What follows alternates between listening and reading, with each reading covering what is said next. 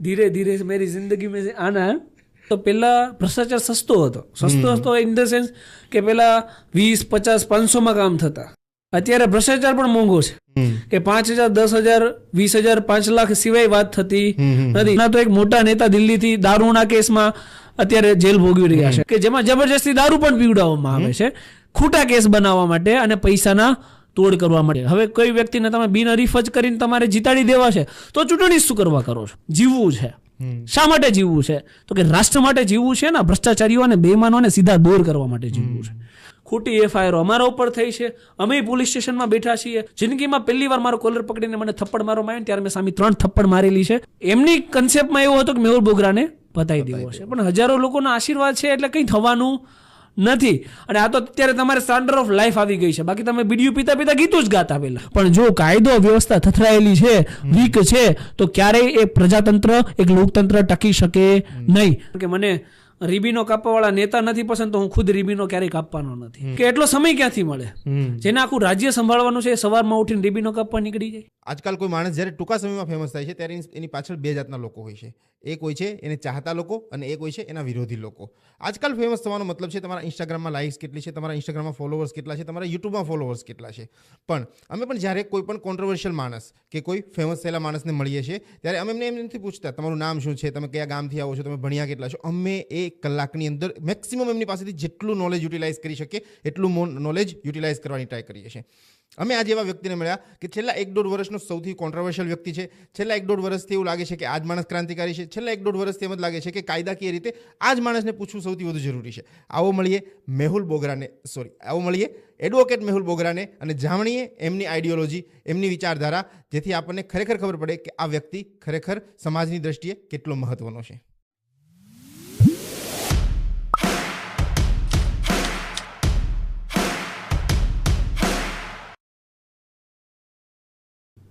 Welcome to the CM show mister નથી કેવું, welcome to the CM show advocate Mehul બોગરાજી.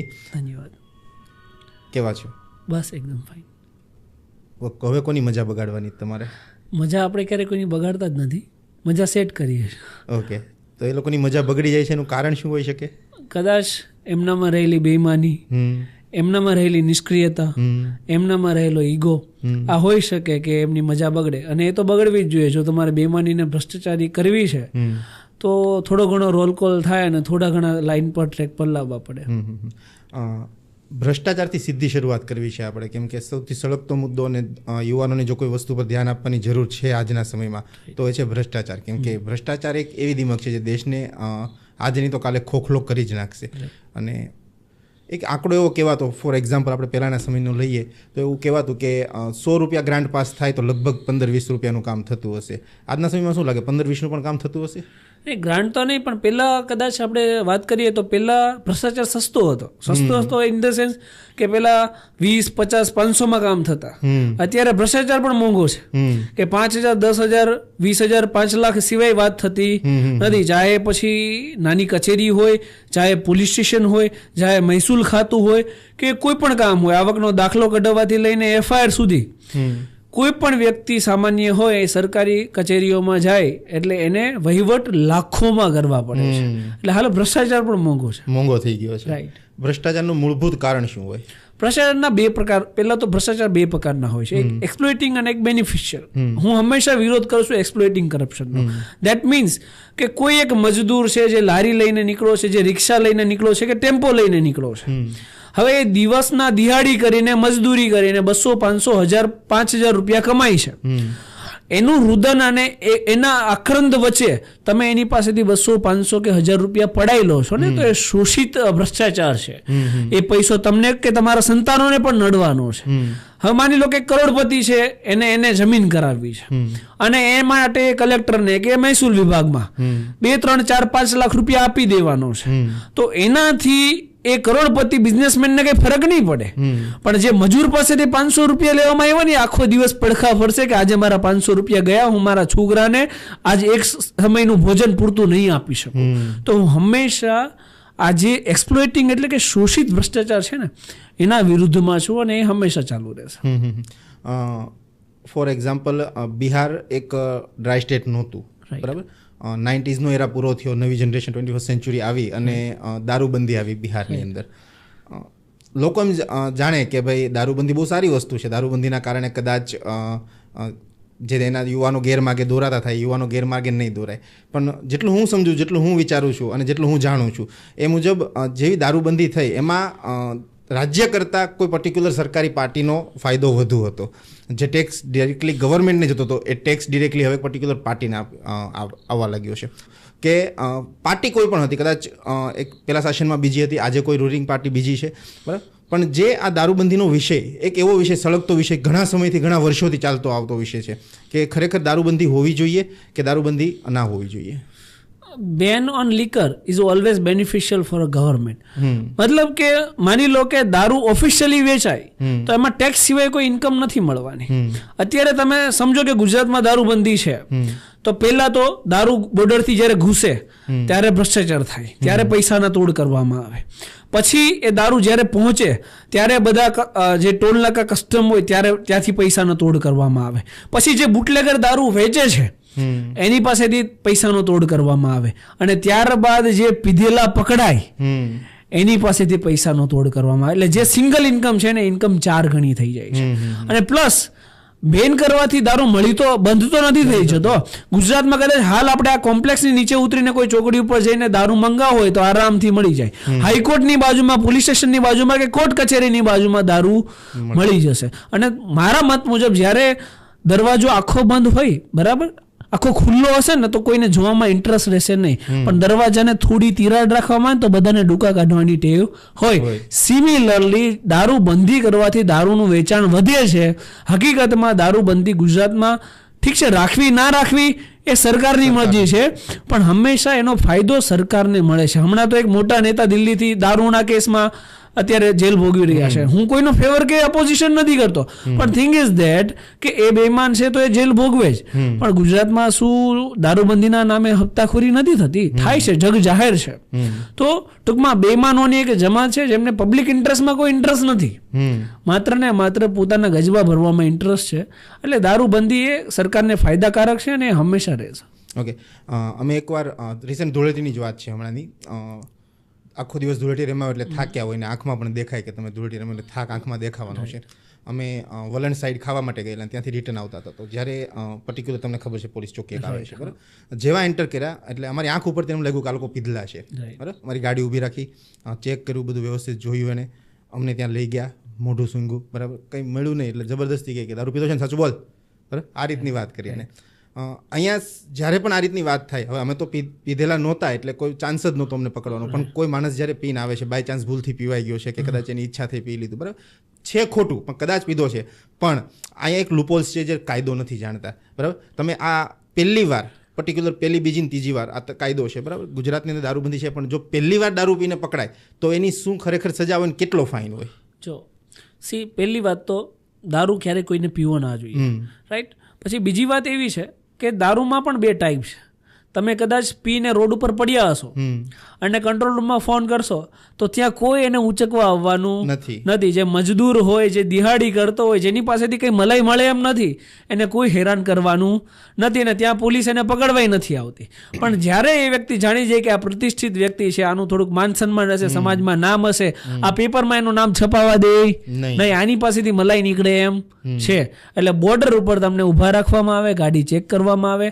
કદાચ તમારી યારે તો આ કિસ્સો બન્યો છે, મારી સાથે તો જે લોકો આવે છે એની પાસે તો એવા કિસ્સા છે કે જેમાં જબરજસ્તી દારૂ પણ પીવડાવવામાં આવે છે, ખોટા કેસ બનાવવા માટે અને પૈસાના તોડ કરવા માટે. સૌથી વધારે આ મોટી પ્રેક્ટિસ તમારે ઉના અને દીવની બોર્ડર ઉપર થાય. જ્યારથી દીવથી લોકો નીકળે ત્યારે એ પછી કપલમાં નીકળતા હોય કે સિંગલ લોકો નીકળતા હોય, એમને રોકવામાં આવે, એમના મોઢા સૂંઘવામાં આવે, કારણ કે યુટીમાંથી આવ્યા છે તો ઓબ્વિયસલી એ લોકો ત્યાં મજા કરવા ગયા હોય તો પછી એમાંથી થોડું ઘણું તો મલાઈ નીકળવાની જ છે. તો લોકોને ડરવાની જરૂર નથી. પહેલાં તો તમે દારૂ પીધો છે તો સજા ભોગવવા તૈયાર રહો. તમારે જેલમાં રહેવું જ પડે, 24 કલાક કસ્ટડી ભોગવવી જ પડે, ફાઇનની એમાં કોઈ જોગવાઈ ના આવે, તમારે જેલમાં જવું પડે ને પછી બેલ લઈને બહાર નીકળવું પડે. પણ થિંગ ઇઝ ધેટ કે હંમેશા ઇક્વલ અને ફેર રૂલ એન્ડ ઓર્ડર બધા ચાલવા જોઈએ. કાયદો હંમેશા સમાન, બધાને માટે એક સમાન કામ કરવો જોઈએ. જો કાયદો એ પ્રતિષ્ઠિત વ્યક્તિ અને પ્રતિષ્ઠાને હાનિ કરવા માટે વાપરવા માટે નથી હોતો. જો તમે કોઈ દિહાડી મજદૂર જે પીને બેઠો છે એના ઉપર કાર્યવાહી નથી કરતા, તો આ વ્યક્તિ ઉપર કાર્યવાહીની કેમ જરૂર પડે છે? કેમ કે ત્યાંથી મલાઈ નીકળવાની છે. તો અને વ્યક્તિઓને પણ આમાં ડરવાની જરૂર નથી. તમે કોઈ મર્ડર કે રેપ કરીને ભાગ્યા નથી, રાઈટ? માની લો તમારાથી ભૂલ થઈ છે, તમે પકડાયા છો, 24 કલાકમાં તમને જામીન મળવાના એ કન્ફર્મ વાત છે. તો તમારે ત્યાં લાખ, 2 લાખ, 5 લાખના તોડ કરવાની જરૂર રહેતી નથી. અને આવી પરિસ્થિતિઓમાં ક્યારેય મૂંઝાવાનું નહીં. 24 કલાક ભોગવીને જામીન લઈને જ નીકળવાનું, કંઈ થવાનું ના હોય. પ્રોહિબિશનના તો પોલીસને ટાર્ગેટ હોય, રોજના 10 કેસ તો નકરી કરવાના હોય, રાઈટ? તો એમાં ડરવાની જરૂર ના હોય. તમે વાત કરી કે એક નેતા અત્યારે લીકર કેસમાં અત્યારે જેલમાં છે. આપણે પર્ટિક્યુલર કોઈ પાર્ટી ઉપર બ્લેમ નથી કરવો કે શું છે કે શું નથી, પણ એની પહેલાના એ પાર્ટીના નેતાઓ જે જેલમાં ગયા, બરાબર છે, એ બધા જેલમાં ગયા એક કાયદાના ચેન્જીસના કારણે, જે એક સિવિલ કોર્ટમાં જે ચેન્જીસ કર્યા હતા, બરાબર છે, એના કારણે એ જેલમાં ગયા હતા. તો એ કાયદો ખરેખર જે ચેન્જ થયો છે, એ કાયદો ખરેખર સાચી રીતે સંવૈધાનિક રીતે થયો છે કે અનલીગલ રીતે? કોન્સ્ટિટ્યુશન કાયદા હંમેશા વેલિડ જ હોય, કારણ કે કાયદા ડ્યુ પ્રોસેસ ઓફ લો પછી પાસ થાય, એમ જ કોઈ કાયદો પસાર થાય નહીં, રાઈટ છે? પહેલા 2 ગૃહમાંથી પાસ થાય, પછી પ્રેસિડેન્ટની સાઇન થાય, પછી એ કાયદો બને છે. અને કાયદોમાં લૂપહોલ્સ હોય તો સુપ્રીમ કોર્ટ અને હાઈકોર્ટો બેઠી છે એ પણ વસ્તુઓને સ્ટક ડાઉન, એટલે કે કાયદાઓને રદ કરવા માટે. થિંગ ઇઝ દેટ કે ચોર હોય એને સજા મળવી જ જોઈએ, રાઈટ? તો જો કોઈ વ્યક્તિએ ચોરી કરી છે, ટેક્સની હોય કે ગફલો કર્યો છે કે ભ્રષ્ટાચાર કર્યો છે, એને સજા થાય છે. તો હજારો નેતાઓ એવા છે જે ભ્રષ્ટાચાર કરી અને પર્ટિક્યુલર પાર્ટીમાં જોઈન થઈ જાય તો વોશિંગ મશીનની જેમ બહાર નીકળી જાય, રાઈટ? તો એ ના હોવું જોઈએ. એ ડર્ટી પોલિટિક્સથી મને નફરત છે કે તમારી પાસે વિકાસના તમામ મોડલ છે. તમે અટલ સેતુ બનાવ્યો છે, તમે આઉટર રિંગ રોડની સ્કીમો મૂકી છે, તમે એક્સપ્રેસ હાઈવે બનાવ્યા છે, તમે આયુષ્માન ભારત લાવ્યા છો. એટલા બધા વિકાસના કામો છે જે તમે જનતા સમક્ષ મૂકી શકો છો અને તમે તમારી વોટ બેંક માંગી શકો છો. પણ તમે શું કરો છો કે પાર્ટીને તોડો છો. જે ઇલેક્શન દ્વારા પ્રજાએ મત આપીને એક સત્તાને બેસાડી છે કોઈ જગ્યાએ, તો એ સત્તાને તોડી અને લોકશાહીની હત્યા તમે કરો છો. તો શું આ પોલિટિક્સ એ ખરેખર વ્યાજબી છે? નહીં, આ લોકશાહીની હત્યા છે. તમે એ મતદારો જે હજારો કરોડો લોકોએ ભરોસો આપીને વોટ આપ્યા છે ને, એને એના લોકશાહીના અને એના મત અધિકારનો તમે હનન કરી રહ્યા છો. તો આ પોલિટિક્સ ક્યારેય ના હોવું જોઈએ. કોઈ પણ વ્યક્તિ છે એ સત્તામાં છે, રૂલિંગમાં છે, ભ્રષ્ટાચાર કરે તો એને જેલમાં જ નાખવાનો હોય. પછી એ સત્તાધારી પક્ષમાંથી હોય, વિપક્ષમાંથી હોય કે અપક્ષમાંથી હોય. કાલે જે કિસ્સો બન્યો છે, એક કેન્ડિડેટનું ફોર્મ પાછું લેવામાં આવ્યું, રાઈટ? શું લાગે છે એમાં શું હોઈ શકે? પૈસા. ગાંધીજી, રાઈટ? હરેક વ્યક્તિને પૈસા છે, પૈસો મારો પરમેશ્વર ને હું પૈસાનો દાસ. આ પોલિસીથી આખી સ્કીમ ચાલે છે. હરેક કેન્ડિડેટ જાય છે અને ખબર નહીં એવી તો શું લાલચ અને લોભ મળે છે કે તમે જે લોકો તમારા સમર્થનમાં છો એમનો ગળો ઘૂંટી નાખો છો. આવું ક્યારેય ના થવું જોઈએ. આ લોકશાહી છે. હવે કોઈ વ્યક્તિને તમે બિનહરીફ જ કરીને તમારે જીતાડી દેવા છે તો ચૂંટણી શું કરવા કરો છો? અને મારું બંને પક્ષોને કહેવાનું છે, તો ચૂંટણીનું મહત્વ શું છે? તો તમે તમારી રીતે નેતા ઘોષિત કરી દો, તમારી રીતે પાર્ટી બનાવી લો, તમારી રીતે સીએમ બનાવી લો, પીએમ બની લો, કેબિનેટ બનાવી લો, તો પછી આટલો કરોડોનો ખર્ચ કરીને તમારે મતદાન કરવાની શું? આપણે સુરતના રહેવાસી છે એટલે વધારે દુઃખ લાગે કે ભાઈ આપણા ટેક્સના પૈસાથી આપણે આમને લોકશાહી સ્થાપિત કરીને ચૂંટણીમાં ખર્ચ કરવા માટે અવડો મોટા ઇલેક્શન કરવાના ખર્ચા અને ફંડિંગ આપીએ છીએ. તો આ લોકોને જો લોકશાહીની હત્યા જ કરવી છે તો પછી બિનહરીફ ચૂંટી જાઓ ને, રાઈટ? તો પછી લોકશાહીમાં ચૂંટણી કરવાનો મતલબ જ શું છે? ભ્રષ્ટાચારની વાત પરથી હવે મારે થોડુંક પર્સનલ થવું છે. પર્સનલ એટલે કે નોર્મલી માણસ 2 જિંદગી જીવતો હોય છે. એક જિંદગી હોય છે જે પ્રોફેશનલ હોય છે, એક જિંદગી હોય છે જે પર્સનલ હોય છે. અહીંયા એક જિંદગી છે મેહુલ બોગરા, પપ્પા માટે મેહુલ બોગરા, એડવોકેટ મેહુલ બોગરા. અને સમાજમાં તમે કદાચ અત્યારે કોકને પૂછો મેહુલ બોગરા કોણ, તો સોશિયલ સર્વર મેહુલ બોગરા. 3 જિંદગી તમે જીવો છો. આ બધાનું બેલેન્સ કરવા માટે ખરેખર આના ઉપર ધ્યાન કેટલું દેવું પડતું હોય છે? સમજો, હું ફોર એક્ઝામ્પલ માટે કહું કે બની શકે કે જ્યારે પણ કોઈ ચેતનાની શરૂઆત થાય છે ને, તો સૌથી પહેલો સપોર્ટ પેલો ઘરેથી હોય છે, મમ્મી પપ્પાનો, અને એટલો જ સપોર્ટની જરૂર છે તમારા લાઈફ પાર્ટનરની. તો ઘરેથી તમને કઈ રીતનું મોટિવેશન મળે આ બેઝ ઉપર કે તમારે કરવું જોઈએ કે ના કરવું જોઈએ? સિમ્પલ. કોઈ પણ પરિવાર હોય, મારો હોય કે તમારો હોય, દીકરાની, પતિની, હરેક વ્યક્તિની ચિંતા હોય એ વ્યાજબી છે, રાઈટ? જ્યારે હું આ ફિલ્મમાં આવ્યો શરૂઆતમાં, તો કાઠિયાવાડી બેકગ્રાઉન્ડમાં હરેક વ્યક્તિ, હરેક પરિવારમાં એવો એક કન્સેપ્ટ છે કે જ્યારે પણ કોઈ વ્યક્તિ એ સારું કામ કરે, ચાહે પ્રજા માટે હોય કે નેશન માટે હોય, તો અત્યારે પહેલી સલાહ એ દેવામાં આવે કે આપણે આપણા ગામનું ન કરાય, આપણે પહેલા ખુદનું કરાય, ગામની સેવા કરવાનો આપણને કોઈ આવો શોખ રાખવાનો કન્સેપ્ટ મારા ખ્યાલથી એરોપ્લેનમાંથી આવ્યો છે. હા, હરેક વ્યક્તિને આ એક કન્સેપ્ટ છે અને ડિમોટિવેટ કરવામાં આવે છે પરિવાર દ્વારા જ પહેલા. પણ વસ્તુ શું છે કે નાનપણથી અને ઝવેરચંદ મેઘાણીનું એક કાવ્ય મને યાદ આવે કે જનનીના હૈયામાં પોઢનતા પોઢનતા પીધો કસુંબીનો રંગ, કે માના ધોળા ધાવણ કેરી ધારાએ ધારાએ પામ્યો કસુંબીનો રંગ. કે ગુજરાતની જનતા, ગુજરાતની એક જનની, એક માતા, એના ધાવણમાંથી એના સંતાનને એ રાષ્ટ્રપ્રેમ પાય છે.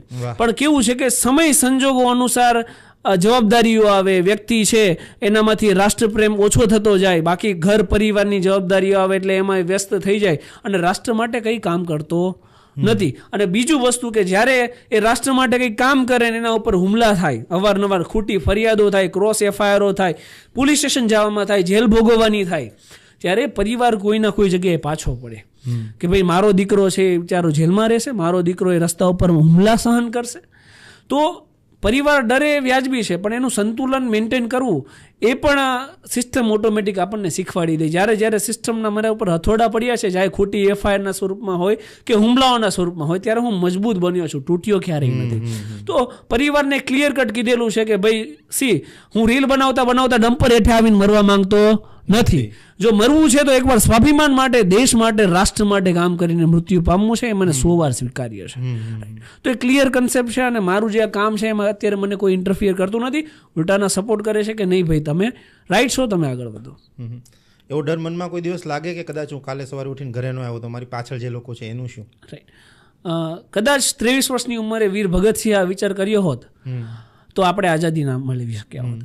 કદાચ 19 વર્ષની ઉંમરે જ્યારે એમના માતા વિદ્યાવતી કોરે એમને કીધું ભગતસિંહને કે બેટા તું લગ્ન કરી લે, મારી જવાબદારી ઓછી કરી નાખ, ઘરમાં એક વહુ આવી જાય, ત્યારે ભગતસિંહે એક ચિઠ્ઠી લખી હતી કે જો મારી કોઈ વહુ બનશે ને તો આ દેશની આઝાદી બનશે, બાકી કોઈ નહીં બને. અને ઘર મૂકીને ચાલ્યા ગયા. જ્યારે એમને એવું લાગ્યું કે મારી ઉપર જવાબદારીનું બર્ડન બને છે, ત્યાં કારણ કે એમના મનમાં એક જ કન્સેપ્ટ હતો કે આઝાદી આઝાદી આઝાદી. એમ સિમિલરલી મેહુલ બોગરાના મગજમાં એક જ કન્સેપ્ટ છે કે બેઈમાનો અને ભ્રષ્ટાચારીઓથી આઝાદી. રાઈટ. તો પછી હું મોત વિશે વિચાર જાજો નથી કરતો, જીવવું છે. શા માટે જીવવું છે? તો કે રાષ્ટ્ર માટે જીવવું છે ને, ભ્રષ્ટાચારીઓ અને બેઈમાનોને સીધા દૂર કરવા માટે જીવવું છે. અને જીવશું અને બધાને સીધા કરીને રહીશું. તમે જે કામ કરો છો બરાબર છે, એમાં પણ કદાચ પૈસાનો એટલો જ રોલ હોય. આપણે ઘર ચલાવવાનું છે, આપણી જે બેઝિક જરૂરિયાતો એ બધી પૂરી કરવાની છે. જે તમારી લોની પ્રેક્ટિસ ચાલુ છે એ તમારો બિઝનેસ છે અને તમે સાથે સાથે સોશિયલ વર્ક પણ કરો છો. મારા ખ્યાલથી 10 દિવસમાંથી 7 દિવસ એવું જ બનતું હશે કે સોશિયલ વર્કના 7 દિવસો જતા રહેતા હશે. આ લાઈફને બેલેન્સ કરવા માટે ઇન્કમનો બેઝ તમે કઈ રીતે સેટ કરેલો છે? તમે આ સાઈડ કેટલું ધ્યાન આપો છો? રાઈટ. મારી છે ને રોલ એક તો એડવોકેટ તરીકે છે, એક રિવોલ્યુશનરી એટલે ક્રાંતિકારી તરીકે આપણે કામ કરીએ છીએ, અને એક ફેમિલી મેન તરીકે કામ કરીએ છીએ. રાઈટ. તો ઇક્વલી બેલેન્સ ઇઝીલી થાય, એમાં કોઈ બહુ મોટી વાત નથી. કે ભાઈ વકીલ છું તો મારા પ્રોફેશનના ટાઈમમાં હું પ્રોફેશન પ્રેક્ટિસ કરું છું, પ્લસ મારું પ્રોફેશન એકમાત્ર એવું પ્રોફેશન છે કે જેમાં સામાજિક સેવા ઓટોમેટિક થઈ જાય. કે કોઈ વ્યક્તિ છે એને સમસ્યા છે, એ પછી કાયદાકીય હોય, પારિવારિક હોય કે કોઈ પણ હોય, એ મારી પાસે આવવાનો છે, હું એને સમાધાન આપવાનો છું, એટલે મારી સામાજિક સેવા તો ત્યાં થઈ જ જવાની છે. સાથે સાથે જો એને કોઈ એવી કેસ છે, એવી કોઈ પ્રોબ્લેમ છે તો એના વોઇસ હું કોર્ટમાં રાઇઝ કરવાનો છું, જેની હું ફીસ લેવાનો છું. રાઈટ. તો એ મારું પારિવારિક જે ફિનાન્શિયલ બેલેન્સ છે એ પણ ત્યાંથી થઈ જવાનું છે. રાઈટ. તો દરેક વસ્તુ ઇઝીલી મેન્ટેન છે. એક વસ્તુ છે કે લેક ઓફ ટાઈમ હોય છે. ક્યારેક પરિવારની ફરિયાદ રહે કે તમે પરિવારમાં ધ્યાન નથી આપતા અને તમે સામાજિક સેવામાં વધારે રચ્યા પચ્યા રહો છો. પણ વસ્તુ શું છે કે એ બધું બેલેન્સ કરવું ને એ જ એક સાચા માણસની જવાબદારી છે. રાઈટ. કે ભગવાને આપણને પૃથ્વી પર મોકલ્યા છે તો એમ જ કંઈ ખાલી મેં હમણાં જ એક વડીલાને મારે વાત થતી હતી કે ભાઈ મને કહેતા હતા કે તમે બહુ સારું કામ કરો છો, તો પછી કાઉન્ટર ક્વેશ્ચનમાં મેં એમને પૂછ્યું ભાઈ તમે શું કર્યું છે તમારા જે 60 વર્ષની ઉંમરમાં છે, એટલે એમણે મને જવાબ આપ્યો કે જો ભાઈ મેં 2 દીકરાના લગ્ન કરાવ્યા, 1 દીકરીના લગ્ન કરાવ્યા, ઘરનું મકાન લઈ દીધું, બધા અત્યારે વેલ સેટલ છે અને બહુ બધું સારું ચાલે છે. તો મારો નેક્સ્ટ ક્વેશ્ચન એમને એવો હતો કે તમે આ દેશ માટે શું કર્યું? ત્યારે એમની પાસે જવાબ શૂન્ય હતો. તો મારી પાસે જ્યારે મારો છોકરો કે મારું ભવિષ્યનું સંતાન કે આવનારી પેઢી જ્યારે મને એમ પૂછે કે તમે આ રાષ્ટ્ર માટે શું કર્યું ને, ત્યારે મારે મૌન ના સેવવું પડે ને. એટલે માટે આ તમામ રોલ ઇક્વલી અદા કરીએ છીએ. કેમ કે જો હું આ દેશ ઉપર જન્મ્યો છું ને તો મારી પાસે એક બેઝિક એ જવાબદારી છે કે હું આ રાષ્ટ્ર માટે કંઈક કરું. મારું કંઈક યોગ્ય અથાત બલિદાન જે હું કરી શકું એક ગરીબ માટે, એક સામાન્ય વર્ગના વ્યક્તિ માટે ને રાષ્ટ્ર માટે કરું, અને જે આપણે નિભાવીને રહીશું. પહેલી વાત તો હવે હું અહીંયા એક જ કે અત્યાર સુધી મેં વર્ડ યુઝ કર્યા સોશિયલ સર્વન્ટ કે સમાજસેવી. તમે એક વર્ડ આપી દીધો જે છે રિવોલ્યુશનરી, બરાબર. ખરેખર તમને એક રિવોલ્યુશનરી યુવાન કેવું વધુ જરૂરી છે સોશિયલ સર્વન્ટ કરતાં? એ તો મારા ખ્યાલથી બહુ બધી જાતની સેવાઓ હોઈ શકે, બરાબર. તમે જે કરો છો ખરેખર ક્રાંતિ છે, બરાબર. આ ક્રાંતિના ભાગરૂપે તમે જે પ્રોસિજર્સ કરેલી છે એના કારણે બિઝનેસમાં કોઈ ફાયદાઓ મળ્યા ખરા? જે નેમ મળ્યું, જે ફેમ મળ્યું એના કારણે? એ ઓટોમેટિકલી થવાનું છે. જ્યારે પણ તમે સમાજ માટે સેવા કરો ને ત્યારે ઉપરવાળો તમને મેવા આપવા બેઠો જ છે, પણ તમારે સેવા કરવી ને એ જરૂરી છે. અને મેવા મળ્યા પછી તમારામાં જો અભિમાન આવે, એ સેવાને તમે ભૂલી જાઓ તો પછી એ કંઈ ફાયદોનું નથી. એક કન્સેપ્ટ છે ને કે રહેવું ભાડાના મકાનમાં, રાઈટ? તો છોડીને તો બધું જતું રહેવાનું છે, જ્યાં જે બી હશે, ફેમ હશે, પબ્લિસિટી હશે, પૈસા હશે કે ગમે તે હશે. તો મહેનત કરીએ છીએ, સેવા કરીએ છીએ, સેવાને કારણે મેવા મળે જ. સિમ્પલ વસ્તુ છે. એનાથી મારો ધંધો, મેં કીધું ને કે લોકો સમસ્યા લઈને મારી પાસે આવવાના છે. એ સમસ્યાઓમાંથી ઘણા કેસો છે જે કોર્ટમાં ડાયવર્ટ થવાના છે અને જેમાં હું ફીસ લેવાનો છું, રાઈટ? તો ધંધો તો એનાથી ગ્રો કરે છે, ઓટોમેટિકલી કરવાનો છે. મને કિસ્સો યાદ છે, શાયદ આપણે બાબતે વાત નથી થઈ પણ મને યાદ છે. તમારી ઓફિસ 212 નંબરમાંથી આઈ થિંક જૂની, બરાબર? હા. તો ત્યાં એક કપલ ભાગીને આવ્યું હતું, રાઈટ? હા, બરાબર. કપલ સીધું તમારી ઓફિસમાં ઘૂસી ગયું, બરાબર. એના મમ્મી પપ્પા, છોકરીના બધા બહાર આવ્યા, તમે લોક કરી દીધું હતું અને તમે પોલીસને કોલ કરીને બોલાવી લીધું હતું, બરાબર. અને એના મમ્મી પપ્પા બહાર આક્રમણ કરતા હતા, બરાબર. આવી સિચ્યુએશનમાં જો બંને સાઈડથી જોઈએ, પેલી સાઈડ જોઈએ કે છોકરો છોકરી પણ ખોટા નથી, બીજી સાઈડ જોઈએ કે જેમના માવતરે એમને મોટા કર્યા છે એ પણ ખોટા નથી, બરાબર. આવી સિચ્યુએશનમાં આટલું સભાન પગલું તરત લેવું, આમ ચૂટકી વગાડીને કરી રીતે થઈ શકે? એક્ટિવનેસ ઓફ માઇન્ડ એ વકીલને પહેલેથી મળે, કારણ કે એટલા લો એન્ડ ઓર્ડર અમે ભણી અને સમજીને ત્યાં બેઠા હોય. બીજી વસ્તુ કે બેમાં બે ફેક્ટર છે. એક ફેક્ટર છે એક લાઈફ ઇન્ડિપેન્ડન્સ, મતલબ કે 18 વર્ષનો વ્યક્તિ છે તો એને જિંદગી જીવવાની સ્વતંત્રતા છે, પછી એ પુરુષ હોય, એ સ્ત્રી હોય. અને આપણે ઇન્ડિયામાં એક બેઝિકલી કન્સેપ્ટ છે જેનો હું અગેન્સ્ટમાં છું કે છોકરો 18 વર્ષનો થઈ જાય તો મારો બચ્ચો કરીને આપણે સાચવીને રાખીએ.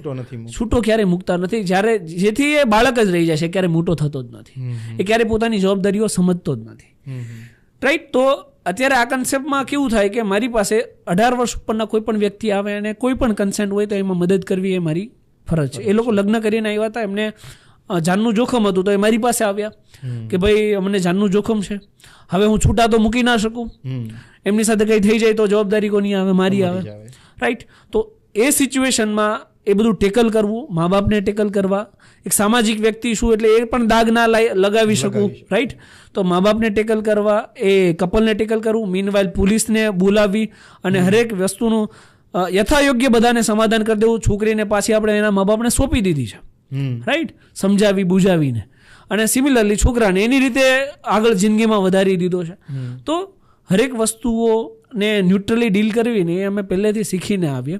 પ્લસ બીજી વસ્તુ શું છે કે વકીલાતના પ્રોફેશનમાં છીએ ને તો હરેક સમયે આ એક બ્લેમ વકીલને લાગે. એ શું બ્લેમ લાગે કે તમે કેસ લડો છો, તમે આરોપીઓને બચાવો છો, તમે કોર્ટ મેરેજ કરાવો છો કે XYZ. પણ એમને કેમ સમજાવવું કે એ અમારા એથિક્સ છે. કોણ વ્યક્તિ નિર્દોષ છે, કોણ વ્યક્તિ આરોપી છે ને એ કામ નક્કી કરવાનું કામ જજનું છે. અમારું કામ છે પ્રાઇમા ફેસી અમારી પાસે જે એવિડન્સ આપ્યા એ એવિડન્સમાં જે ખામી છે એ કોર્ટ સમક્ષ મૂકવી. અમારી પાસે કોર્ટ મેરેજ કરવા કોઈ આવે તો કાયદાને અનુલક્ષીને લગ્ન કરાવવા એ અમારી પ્રાથમિક ફરજ છે. જો તમને વાંધો હોય, આમાં કેવું છે, જો તમને વાંધો હોય કે કોર્ટ મેરેજ ના થવો જોઈએ તો કાયદો બદલી નાખો. અને એ જવાબદારી કોની છે? એ નેતાઓની છે. પણ નેતાઓ શું છે, સારા ભાષણો કરે એટલે પ્રજા બિચારી મૂર્ખ સમજી નથી શકતી કે આ વસ્તુ છે એ પોલિટિકલી હાથમાં છે, ના કે વકીલોના હાથમાં વસ્તુ છે. કે ભાઈ સજા કરવી છે તો 2 મહિનામાં તમે કાયદો પસાર કરો, કે કોઈ વ્યક્તિનો ક્લિયર કટ એવિડન્સ છે, જેમ કે ગ્રીષ્માનું ગળું કપાયું હતું, ક્લિયર કટ એવિડન્સ હતો, તો 2 મહિનામાં એને ફાંસીની સજા થઈ જવી જોઈએ અને 3જા મહિને એ ફાંસી ઉપર ચડી જવો જોઈએ. તો એ સત્તા કોની પાસે છે? એ પોલિટિશિયન પાસે સત્તા છે. એ કોઈ વકીલ પાસે સત્તા નથી. વકીલ તો બિચારો છે, કાયદા ઓલરેડી ફેમ છે, એમાં લડવાનો 4-5 વર્ષ કેસ ચલાવવાનો. તો કોકને એમ થાય કે વકીલ 5 વર્ષ કેસ હકાવે છે. પણ લો એન્ડ ઓર્ડર એ બદલાવવો પડે, એ સિસ્ટમ બદલાવે. અને સિસ્ટમમાં એવા ચોરને આપણે બેસાડીએ છીએ કે વાત પૂછો ના. રાઈટ, ચોરોને કઈ કામ કરવું નથી, કારણ કે જો સિસ્ટમ બદલાઈ જશે ને તો સૌથી પહેલા ગોરખ ધંધા તો એમના બંધ થશે. કાલે ઉઠીને એમનો છોકરો ડ્રગ્સના કેસમાં અંદર હશે, કારણ કે પૈસા જાજા છે, હરામના પૈસા છે, તો જવાના તો ખરાબ કામમાં જ. રાઈટ, તો જાણી જોઈને ઇન્ટેન્શનલી કાયદાઓ બદલાવવામાં આવતા નથી. એક હું ઉદાહરણ આપીશ તમને કે ગમે એટલું સારું તમે કારીગર હોય, ગમે એટલા સારા તમે બાંધકામના કોન્ટ્રાક્ટર લાવો, ગમે એટલું સારું બાંધકામ કરો, પણ અંદર વાપરેલું રો મટીરિયલ જો ખરાબ હોય ને તો ઇમારત ટકી શકે નહીં. સિમિલરલી જો તમે ગમે એવો સારો નેતા મૂકો, ગમે એવા સારા પોલીસ ઓફિસરોને મોકલી દો, ગમે છે એવા સારા જજ હોય, પણ જો કાયદો વ્યવસ્થા થથરાયેલી છે, વીક છે, તો ક્યારેય એક પ્રજાતંત્ર, એક લોકતંત્ર ટકી શકે નહીં. કાયદો વ્યવસ્થાને બદલાવવાની અત્યંત આવશ્યકતા છે. અને આમાં કોઈ વિચારી શકે એવો નેતા હાલ તો મને દેખાતો નથી. કોઈ પણ નેતામાં નથી દેખાતો. કઈ રીતે દેખાય? જ્યારે 8 પાસ, 10 પાસ ને 12 પાસ વ્યક્તિને તમે આખા લોકતંત્રને સાચવવાની જવાબદારી સોંપી દો છો, તો ત્યારે એ વ્યક્તિ શું કરવાનો છે? એને તો પેલા કાયદાના કની ખબર જ નથી હોતી. એને સ્ક્રિપ્ટ રાઇટર હોય છે, જે રાઇટિંગ કરીને આપી દે એના ભાષણો. એ ખુદ કોઈ વસ્તુ જાણતા નથી હોતા, તો એ લોકો શું તમને કંઈ કરી આપવાના છે? એમની પાસે એક્સપેક્ટેશન રાખવું એ પણ મૂર્ખામી છે, કારણ કે એજ્યુકેટેડ તો છે નહીં, તો એ જાણવાનો જ નથી. એમનું કામ માત્ર ને માત્ર માઇક ઉપર ફાકાફોજદારી કરવાનું હોય છે. રાઈટ, તો કોઈ સક્ષમ વ્યક્તિને ત્યાં મૂકો, જે વ્યક્તિ નિષ્ઠાવાન હોય, પ્રજા પ્રત્યે પ્રમાણિક હોય ને, એ આ વસ્તુ કરી શકે. મેં જેટલું જોયું છે ને એ પ્રમાણે નિષ્ઠાવાન લોકો છે ને એમ કે આપણે શું, આપણે આપણું ઘર પરિવાર સંભાળો. જેમ તમે વાત કરી કે દરેક માણસ પોતાનું પેલું છે. મેં તમને એક્ઝામ્પલ આપ્યું કે તમે ફ્લાઇટમાં જાઓ ને એટલે એમ કે દૂસરો કી મદદ કરને સે પહેલે અપના ઓક્સિજન માસ્ક ખુદ લગાવે. એટલે આ કન્સેપ્ટ પહેલેથી ચાલો જ આવે છે કે પહેલાં પોતાના ઘરનું સાચવો, પછી સમાજની સેવા કરો, પછી ધર્મની સેવા કરો. પણ આવી સિચ્યુએશનમાં અંદર અચાનક સમાજની અંદર એક યુવાન આવે છે, જે મેં તમને કીધું ક્રાંતિકારી રીતે કામ કરવા માગે છે, બરાબર. પણ જ્યારે તમે એક કામ કરતા હો, તમને સોશિયલ મીડિયા લેવલથી તો બહુ બધો સપોર્ટ મળ્યો છે. આઈ થિંક 1.5 મિલિયન અરાઉન્ડ તમારા ફોલોવર્સ થઈ ગયા છે.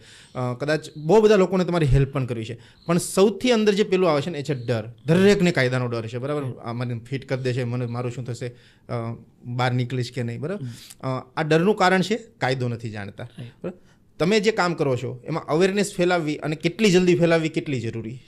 અમે એક મુહિમ લઈને નીકળ્યા છીએ, એ છે જનતા જનાર્દન જાગૃતિ અભિયાન. જે અંતર્ગત આ બધું અમે કરીએ છીએ એ અંતર્ગત જ કરીએ છીએ. એ પછી આ તમારું પોડકાસ્ટ પણ કેમ ના હોય, રાઈટ? તો સિમ્પલ કન્સેપ્ટ એ છે કે લોકો જાગૃત થાય. જ્યારે પણ સકંજામાં આવે, પોલીસના સકંજામાં, મતલબ કોઈ વ્યક્તિ છે, માની લો કે આજકાલ અમારામાંથી કોઈ વ્યક્તિ જાગૃત થયો, રોડ ઉપર અવાજ ઉઠાવ્યો, તો પોલીસ શું કરશે? પહેલા તૂતા કરશે, પછી ગાળો દેશે, એમ છતાં ડરશે ને એટલે પકડીને લઈ જશે બોલેરોમાં નાખીને પોલીસ સ્ટેશન. ત્યાં સારી એવી સર્વિસ કરવામાં આવે. સર્વિસ એટલે લાત મારવી, થપ્પડો મારવા, બેલ્ટ મારવા, ધોકા મારવા, આ સિમ્પલ પ્રોસેસ છે. હા, અને હેરાન કરશે એટલે શું થાય? એ વ્યક્તિની હાલત કેવી થાય? જ્યારે કબૂતરને પકડીએ એટલે કબૂતર કેવું ફફડાય આપણા હાથની અંદર. સિમિલરલી પોલીસ સ્ટેશનની અંદર એ વ્યક્તિ આખો ફફડાતો હોય છે કે હું આમાંથી ક્યારે છૂટી જાઉં. એ છૂટવા માટે મતતો હોય છે. જ્યારે એને એમ કહેવામાં આવે ને ભાઈ તમારા જામીન લઈ આવો, એટલે જામીન 5 મિનિટમાં એડજસ્ટ કરીને ઘરે વયો જાય ને હુઈ જાય, ભાઈ હવે આપણે કંઈ કરવું નથી. એટલે અહીંયા પૂર્ણ વિરામ મુકાય. એ વ્યક્તિને કરવાની જરૂર નથી. એ વ્યક્તિને શું કરવું જોઈએ કે મારી પાસે જામીન નથી, મને જજ સામે રજૂ કરો. રાઈટ, જજ સામે તમે રજૂ થાવ એટલે પહેલો પ્રશ્ન તમને શું પૂછવામાં આવે કે ભાઈ તમારે પોલીસ સામે કોઈ ફરિયાદ છે કે નહીં? રાઈટ, હા. એનું કારણ એ છે કે તમે અત્યાર સુધી હતા ક્યાં? પોલીસ સ્ટેશનમાં, પોલીસ કસ્ટડીની અંદર. પછી તમને મોકલવામાં આવશે જ્યુડિશિયલ કસ્ટડીની અંદર. જ્યુડિશિયલ કસ્ટડી એ જજના અંડરમાં આવે. કોના અંડરમાં આવે? જજના અંડર. તો જજ છે એ જો કોઈ વ્યક્તિને ઇન્જરી છે, ગંભીર ઈજા છે ને જેલની અંદર એને કંઈ થાય ને તો કોના અંડરમાં જાય? જજના અંડરમાં જાય. જજની જવાબદારી આવે. એટલે પહેલો પ્રશ્ન એ પૂછે કે તમને પોલીસ સામે કોઈ ફરિયાદ છે કે નહીં. ત્યાં કહી દો કે મને પોલીસે માર્યો છે, તમને ડાયરેક્ટ સિવિલ કેસમાં મૂકી દેશે. ત્યાં તમારું મેડિકલ એનાલિસિસ થશે, તમારી ફરિયાદ લેવામાં આવશે, પછી 156 મુજબ સીધી કોર્ટમાં ફરિયાદ મૂકી દો પોલીસ સામે. પણ શું થાય છે કે સિસ્ટમમાં એકવાર જે વ્યક્તિ ફસાય ને એ વ્યક્તિ તડફડિયા મારવા માંડે કે આમાંથી મારે મુક્ત થવું છે, ને એ પછી ભવિષ્યમાં ક્યારે અવાજ ઉઠાવવાનું નામ લેશે નહીં. શું આ પરિસ્થિતિ અમે નહીં ભોગવી હોય? અમે ડાયરેક્ટ જ અહીંયા પહોંચી ગયા છે? ના, ખોટી એફઆઈઆર અમારા ઉપર થઈ છે, અમે પોલીસ સ્ટેશનમાં બેઠા છીએ, અમારી ઉપર એ બર્બરતા આચરવામાં આવી છે. જિંદગીમાં પહેલી વાર મારો કોલર પકડીને મને થપ્પડ મારવામાં આવ્યો ત્યારે મેં સામે 3 થપ્પડ મારેલી છે, અને એ પણ આ વિડીયો છે મારા યુટ્યુબ ઉપર અવેલેબલ છે. તો કન્સેપ્ટ શું છે? હું એવું નથી કહેતો કે તમે મારો, પણ બેઈમાનોને છે એને મારવા સિવાય છૂટકો જ નથી તમારી પાસે. જે સત્તાનો દુરુપયોગ કરે, જે ભ્રષ્ટાચારીઓ છે, જે પોતાની મનમાની ચલાવવા માટે અને પોતાના ઈગો સેટિસ્ફેક્શન કરવા માટે જાહેર જનતા ઉપર હાથ ચલાવે છે, સત્તાનો દુરુપયોગ કરે છે, તો એની માટે તો તમને રાઇટ ટુ સેલ્ફ ડિફેન્સ મળે છે. રાઈટ, કે ગમે વ્યક્તિ પાસે તમે તમારો બચાવ કરી શકો, તો તમારે બચાવ મૂકવાનો અધિકાર છે. તમે સામું મારી પણ શકો, પણ કહેવાય ને હિંમતનું ઇન્જેક્શન આવે નહીં. એ તો તમારે જાતે કેળવવી પડે, અને કાયદો કદાચ એ સપ્લિમેન્ટ છે જે તમને હિંમત આપે. કે મોટા કોઈ પણ વિચારની શરૂઆત એક વ્યક્તિથી જ થતી હોય છે. જેમ તમે વાત કરી કે તમે આખો કન્સેપ્ટ લઈને નીકળવાના છો, બરાબર છે. કાઇન્ડ ઓફ કાયદો દરેક માણસને શીખવવો છે, બરાબર. દરેક માણસને ખબર હોય કે કાયદો શું કરી શકે. પણ જ્યારે આ મુહિમ લઈને નીકળતા હોય ને, ત્યારે એક હોય કે ભાઈ આપણી સાથે અત્યારે 100 લોકો જોડાયેલા છે. 100 લોકો આગળ જતાં જતાં તમારા ખ્યાલથી પહેલાં ઓછા થતા જશે. મેં તમને કીધું લોકો સોશિયલ મીડિયા થ્રુ તમને બહુ સપોર્ટ કરશે, પણ જ્યારે ઇન ફિઝિકલી મેહુલભાઈને ફોર એક્ઝામ્પલ રસ્તાની વચ્ચે એટેક કરવામાં આવે, કોઈ ચાકુ લઈને આવી ગયું, બીજું એટેક કરવામાં આવે, બરાબર, તો તમારા સોશિયલ મીડિયાના 1.3 મિલિયન ફોલોવરમાંથી લગભગ 13 લોકો એવા હશે જે તમને બચાવવા આવશે, બાકી તો આમ કરીને ઊભા જ રહેશે. આપણે શું? તો આવા લોકોથી દૂર રહેવું એ સમયની માંગ સાથે ખૂબ જ જરૂરી હોય છે. બરાબર, પણ તમે જે સુધારો લાવવા માંગો છો, બરાબર, આ સુધારો તમને શું લાગે છે કયા હદે અને કેટલા સમયમાં તમે લાવી શકશો? સુધારો આવશે.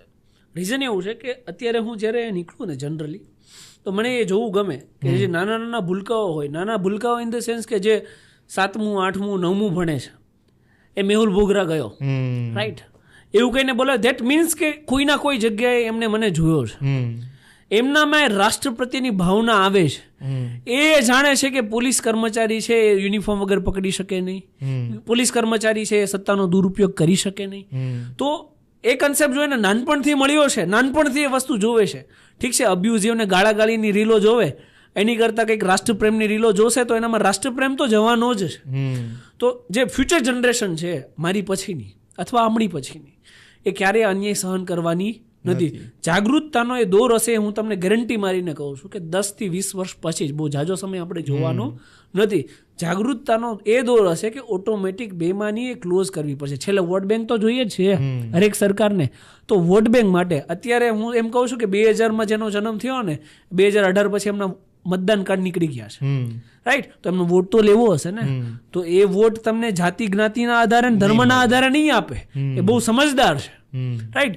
તો એ તમે તમારા ક્ષેત્રમાં શું કરો છો, તમે તમારા એરિયામાં સરકારી કચેરીઓ કેવી બનાવો છો ને ત્યાંના સરકારી કર્મચારીઓ કેવા છે ને, એના આધારે આપશે. એટલે વોટ બેંક માટે તો વોટ બેંક માટે, પણ સુધારો તો લાવવો જ પડશે. અને મેં કીધું એમ કે હું આ મહેનત એટલા માટે કરું છું કે સીધું કોઈ વટવૃક્ષ નથી બની જતો, રાઈટ. સીધી કેરીઓ ખાવા ના મળી જાય, પહેલાં વાવવું પડે, એની માવજત કરવી પડે, ને ટાઈમે પાણી પાવવું પડે, જાળવણી કરવી પડે, પછી એ મોટું વટવૃક્ષ બનતું હોય છે. તો આપણે જાગૃતતાનું બીજ રોપ્યું છે, હજી જાળવણી કરશું, એને મોટું કરશું, એક દિવસ એક વટવૃક્ષ બનશે ને તો એના છાયાનો લાભ એ ગુજરાતની હરેક જનતાને મળશે.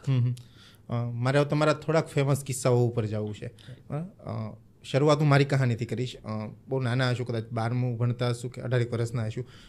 એસટી બસમાં મેં કોલેજ આવતા જતા, બરાબર, એટલે કોલેજની એસટી બસ સ્ટેશન પર મેં ઊભા હતા, એસટી બસ આવવા દીધી અને છોકરાને હાથ પર ચડાવી દીધા. અમારી સાથેનો મિત્ર હતો એટલે ઓબ્વિયસલી આપણે થોડુંક દુઃખ લાગે ને અમે બધાએ થોડુંક આંદોલન જેવું કરી નાખ્યું, નાનું પ્રગટાઈ નાખ્યું કે ભાઈ આપણે બસ અંદર જવા જ નથી દેવી એમ. કાયદાકીય રીતે અમે પણ ખોટું જ કર્યું હતું, બરાબર છે. પણ જ્યારે આ આંદોલન કર્યું અમે, બરાબર, ત્યારે બહુ મોટી સંખ્યામાં લોકો હતા, પણ પોલીસ આવી એટલે બધા જતા રહ્યા, બરાબર. અમને 5 લોકોને પકડીને લઈને જતા હતા. જીપમાં અમને નાખ્યા, ત્યાં એક ભાઈ ઊભો હતો, બિચારો ઊભો ચણા દાણા ખાતો હતો, એને પકડીને નાખ્યો અંદર, લઈને જતા રહ્યા પોલીસ સ્ટેશનમાં, મૈદરપુરા પોલીસ સ્ટેશનમાં નાખ્યા, બરાબર. નાખીને એટલી અબ્યુઝિવ રીતે વાત કરી કે આપણે આ ચેનલ પર બોલી પણ ન શકે, કેટલી ગાળાગાળીને આ બધી વાત કરી. તમે કીધું જામીન આવ્યા ને ત્યારે જામીન મળ્યા, ત્યારે મને કાયદાની ખબર નહોતી, બરાબર. જો મને કાયદાની ખબર હોત તો ખરેખર હું એ સમયે બચી શક્યો હોત, બરાબર. પણ તમારી સાથે જે કિસ્સાઓ થયા, તમે જ્યારે રોડ પર ગયા, સૌથી પહેલો કિસ્સો તમારે લસકાણવાળો જ વાત કરવો છે, સૌથી ક્રૂર કિસ્સો કહી શકાય, તમારી પર જાન લેવા હુમલો થયો. એ વ્યક્તિ કઈ માનસિકતાનો વ્યક્તિ હતો, કેમ કે એની પાસ્ટ હિસ્ટ્રી પણ રહી ચૂકી છે, બરાબર. અને એ વ્યક્તિએ તમારી ઉપર એટેક કર્યો, છતાં તમે એની સામે જાઓ છો હજુ, બરાબર.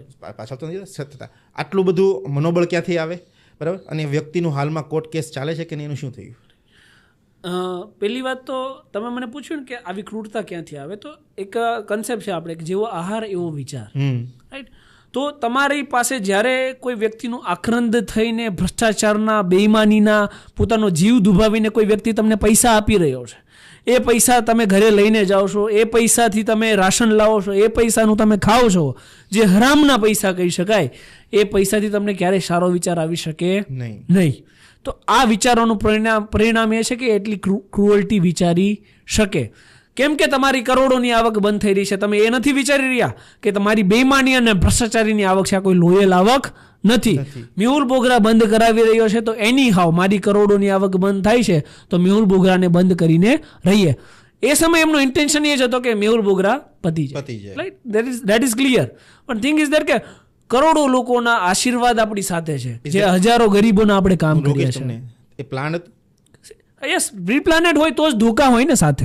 સિમ્પલ કન્સેપ્ટ છે કે જ્યારે ધોકા ક્યારે હોય કે જ્યારે પ્રી-પ્લાનેડ હોય. મને તો એમને એકવાર ઓલરેડી વોર્નિંગ આપી દીધી હતી, પણ કેવું છે કે જિંદગીમાં ધમકીઓ જેટલી મળી છે કે ધમકીઓ પર ધ્યાન દેવાનો સમય નથી, રાઈટ. અને લક્ષ્યાંકો એટલા ઊંચા છે કે નાના મોટા અવરોધો પર હું ધ્યાન દેતો નથી. તો એમની કન્સેપ્ટમાં એવો હતો કે મેહુલ બોગરાને પતાવી દેવો છે, પણ હજારો લોકોના આશીર્વાદ છે એટલે કંઈ થવાનું નથી. પણ વસ્તુ એ છે કે એમની સામે કેસ થયો છે, કોન્ટરરી કેસ, કાઉન્ટર કેસ મારી ઉપર થયો છે, જેને આપણે હાઈકોર્ટમાં કોશિંગ માટે રદ કરવા માટે મૂકી દીધો છે. ન્યાયતંત્ર છે એટલે કોઈ પ્રોબ્લેમ હોતી નથી ને ઉપરથી હું વકીલ છું, એમાં સ્ટે આવી ગયો છે જે મારી સામે કેસ હતો, અને એની સામે જે કેસ છે એ સુરત કોર્ટમાં ચાલે છે, જે 4-5 વર્ષ ચાલશે અને એમને સજા પણ પડશે. એ 100%ની વાત છે.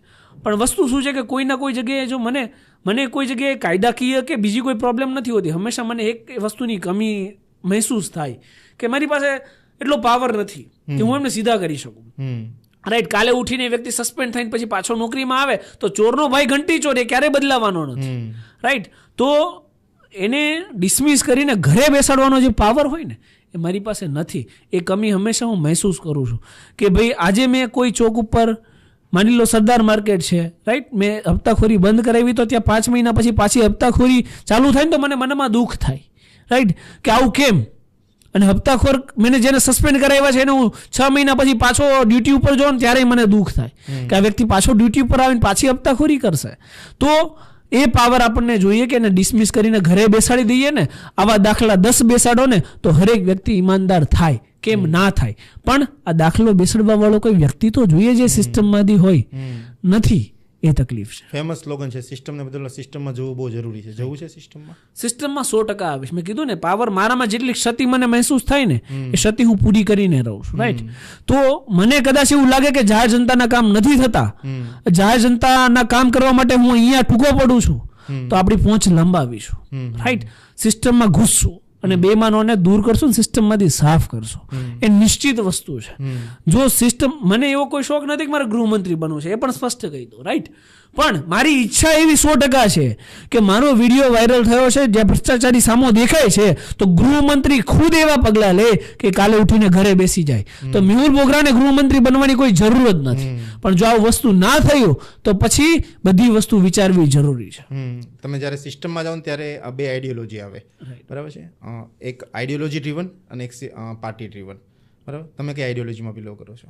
ફોર એક્ઝામ્પલ, કદાચ સિસ્ટમમાં તમારે જવું છે તો ચુનાવ લડવો છે તો કોઈ પાર્ટી સાથે જોડાવું તો પડશે. ફોર એક્ઝામ્પલ, હું નરકનો રાજા બનીશ પણ સ્વર્ગના નોકર બનવાનો મને કોઈ શોખ નથી. સિમ્પલ ઇઝ ધેટ કે પાર્ટીમાં જોડાઈને જો મારે પાર્ટીની ગુલામી કરવાની હોય ને તો પાર્ટીમાં જોડાવાનો મને કોઈ શોખ નથી. માની લો કે આજે ઉઠીને XYZ કોઈ પણ પાર્ટીમાં જોડાવ, કાલે ઉઠીને પાર્ટી મને એવું કે તું જનતાના આ કામ ન કરતો, તું પોલીસ સામે અવાજ ના ઉઠાવતો, તું ભ્રષ્ટાચારી બંધ ના કરાવતો, તો લોકો તો મને ચાહે છે જ એટલા માટે કે હું એમનો અવાજ બનું છું. જ્યાં સિસ્ટમમાં લોકો અવાજ નથી ઉઠાવી શકતા ત્યાં હું અવાજ ઉઠાવું છું. તો જો હું અવાજ બંધ જ કરી દો મારો, તો પાર્ટીમાં જોઈન કરવાનો અમારો કોઈ મતલબ જ નથી. ને આજ દિન સુધી એટલે જ મેહુલ બોગરા કોઈ પાર્ટીમાં જોડાઈને ઇલેક્શન લડ્યો નથી. બાકી ચાહે એ કોર્પોરેટરનું હોય, ચાહે એ એસેમ્બલીનું ઇલેક્શન હોય 2022 કે ચાહે આ લોકસભાનું ઇલેક્શન હોય, હરેક વખતે મેહુલ બોગરાને એ ટિકિટ માટે ઓફર મળી છે XYZ પાર્ટી પાસેથી, પણ નથી જોડાયો. એનું એકમાત્ર કારણ એ જ છે કે મને કોઈ એવું કહેશે કે તમે જાહેર જનતાનો અવાજ ના બનો તો એ મારાથી ક્યારેય નહીં થાય. અને હું પાર્ટી પોલિટિક્સમાં જાજો બિલીવ નથી કરતો, રાઈટ. સંવિધાનિક રીતે તમે જુઓ ને તો party politics is not an fair. મેં કીધું ને કે તોડો અને રાજ કરો, જીતેલી ગવર્મેન્ટો પાડી નાખો, આ બધા પોલિટિક્સ અત્યારે થાય છે. હકીકતમાં આ પોલિટિક્સ ના હોવા જોઈએ. માની લો કે લોકસભાની 543 સીટ છે, હરેક વ્યક્તિને કોઈ પાર્ટી ઉપર નહીં, પોતાના નામ ઉપર લડવાનું, વિસ્તાર વાઇઝ, રાઈટ. એમાંથી જેટલા 543 જેને વધારે વોટ શેરિંગ મળે છે એ લોકો જીતી જાય છે. પછી નંબર ઓફ વોટ નહીં, વોટ શેરિંગ પર્સન્ટેજમાં જેના ટોપ 10 છે એ લોકો PM પદ માટે ઉમેદવાર. 543 લોકો જે ચૂંટાયા છે એ વોટિંગ કરે, એમાંથી જે ટોપમાં આવે વોટિંગ એ PM પોતાનું કેબિનેટ બનાવે. હરેક વસ્તુ સ્વતંત્ર થવાની છે, તમે જુઓ, રાઈટ. આ પોસિબલ છે, સરકાર કરી શકે છે, પણ કરવાની દાનત નથી, કેમ કે પોતાના પગ ઉપર કુહાડી પડે. તો આજે 7 પેઢીનું કરવું છે નેતા બનીને, એ ના થાય. તો જનતાના જ કામ થાય ને. તો આવું ક્યારેય કરવામાં આવશે નહીં. શા માટે? જનતાને લાભ થઈ રહ્યો છે. આપણે આપણા છોકરાઓને લાભ દેવાના છે. મારે તો એમને કેવું છે, આપણે એક કહેવત છે ને કે આપણે જેવું વાવીએ ને એવું લણીએ. હું 5 વર્ષ માટે, 10 વર્ષ માટે કે 15 વર્ષ માટે 3 ટર્મ નેતા બન્યો છું. હું સિસ્ટમને કંઈ આપતો જ નથી, મારું માત્ર ઘર જ ભરું છું, રાઈટ. તો કાલે ઉઠીને તમને સિસ્ટમમાંથી કંઈ નહીં મળે. 15 વર્ષ પછી તમે રિટાયર થઈ જશો, તમારો છોકરો જ્યારે પોલીસ સ્ટેશન જશે, એને મા બેનની ગાળ દેશે, ત્યારે શું કરશો તમે? તમારે જનતાની ભેગું જ રહેવાનું છે ને, અલગ તો રહેવાનું નથી. સ્વર્ગ તો તમે સ્થાપી નથી દેવાના. તો તમે સિસ્ટમ એવી બનાવો, તમે પોલીસ સ્ટેશન, સરકારી કચેરી, મહેસૂલ વિભાગ એવું બનાવો કે કોઈ ગરીબ વ્યક્તિને અંદર જાય ને તો એનું કામ થઈ જાય. તો એ તમારો છોકરો ને તમારી આવનારી પેઢી ને એની પછીની પેઢી એ ફ્રૂટ, એ મીઠાશ એ ભોગવશે. પણ એ ક્યારેય કરવામાં આવશે નહીં. માત્ર પોતાની 7 પેઢીનું કરવું છે, અને એમાં પછી એની પેઢી છે ને, એની પછીની પેઢી તો ગાળો જ ખાશે સરકારી કચેરીઓમાં. સરકાર ચલાવવા માટે તમારે કોકને તો ચૂંટવા જ પડશે. દેશ ચલાવવા માટે તો ડિસાઇડેડ છે. તમે કીધું એક ચોર છે, એક ઘંટી ચોર છે, બરાબર છે. હવે તમને નથી ખબર એક્ઝેક્ટલી ક્યાં છે. બીજી તમે વાત કરી કે સરકાર તોડીને બીજી પોતાની સરકાર બનાવે છે. હું તમને એક એક્ઝામ્પલ સાથે સવાલ પૂછું કે કોઈ જગ્યાએ રાષ્ટ્ર નિર્માણનું કામ ચાલી રહ્યું છે, અને એટલા મોટા લેવલે રાષ્ટ્ર નિર્માણનું કામ ચાલી રહ્યું છે કે એની નોટિસ લગભગ દેશ દુનિયામાં દરેક જગ્યાએ થવાની છે. આવા રાષ્ટ્ર નિર્માણમાં જ્યારે કોઈ કેન્દ્રની સરકાર કોઈ પ્રોજેક્ટ પાસ કરે છે, બરાબર, અને એ પ્રોજેક્ટ બીજી ગવર્મેન્ટ ફક્ત ને ફક્ત પોતાનો ઈગો સેટિસ્ફાય કરવા માટે એ પ્રોજેક્ટ ઊભો રાખી દે છે. હું વાત કરું છું દિલ્હી મુંબઈ એક્સપ્રેસ હાઈવેની, બરાબર. એટલી ડિટેલમાં મને નથી ખબર, પણ મહારાષ્ટ્ર સાઈડનું કામ એક સમય માટે ઊભું રહી ગયું હતું, બિકોઝ ત્યાં શિવસેનાની સરકાર હતી, બરાબર, આ બાજુ બીજેપીની સરકાર હતી, જમીન અધિગ્રહણ થયું નહોતું.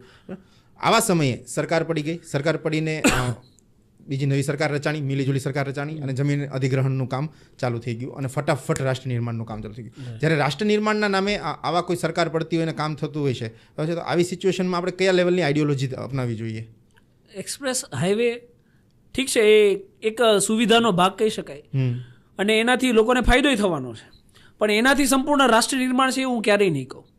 રીઝન એવું છે કે તમે હંમેશા ઇન્ડિયામાં 10% લોકો એ અમીર છે, 60% લોકો એવા છે જે મધ્યમ વર્ગીય અને તમારી મારી જેવા લોકો છે જે જીવી રહ્યા છે, પ્લસ 30% લોકો એવા છે જે અત્યંત ગરીબ છે, જેને એક ટાઈમ જમવાનું માંડ મળે છે મજૂરી કરીને, દિહાડી કરીને, રાઈટ.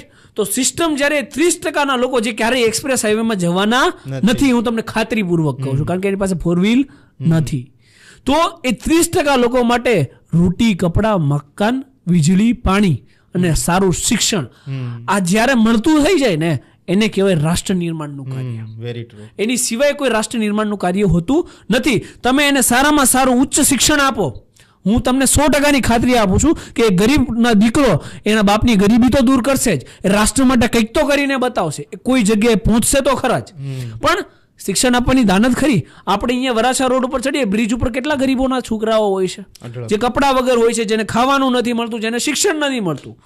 તો અમીરોના જે દીકરાઓ છે એમના ઘરે આવીને સ્કૂલ વાન લઈ જાય છે કે નથી લઈ જતી? તો કેમ સરકારી સ્કૂલની એકેય સ્કૂલ વાન એ બ્રિજ નીચેથી બાળકોને કલેક્ટ નથી કરતી? શું મોટી વાત છે? એમને શિક્ષણ આપવું છે તમારે તો થઈ શકે છે, શક્ય છે, પણ કોણ છે કરવા વાળો? કોઈ નહીં. એક દાનત હોવી જોઈએ, એક લોંગ વિઝન હોવું જોઈએ કે નહીં મારે આ ગરીબ વ્યક્તિ માટે કંઈક કામ કરવું છે. અને જ્યારે સરકાર 30% લોકો માટે કામ કરતી થઈ ગઈ ને, જે ગરીબ પરિવાર છે, અને એ લોકો વોટ કરવા નથી જતા, એ હું તમને કહી દઉં, કારણ કે એમને કઈ લેવા દેવા નથી. કોઈ સરકાર આવે કોણ જાય, જે આ 60% જે મધ્યમ વર્ગીય પરિવારો છે ને એના નામ પર બધા વોટ બેંક પડે ને બધા જીતે ને હારે, રાઈટ. બાકી જે 30% લોકો છે એને નકરી કોઈ ફરક નથી પડતો કોણ સરકારમાં આવે છે, કોણ જીતે છે ને કોણ હારે છે, કારણ કે એને એના જીવનમાં કોઈ ફેરફાર નથી પડવાનો. કાલ ઉઠીને એમને બ્રિજ નીચે સુવાનું છે, એમના સંતાનો ઉઘાડા જાટા મારશે, એમના સંતાનોને જમવા નથી જ મળવાનું, જે 100%ની વાત છે.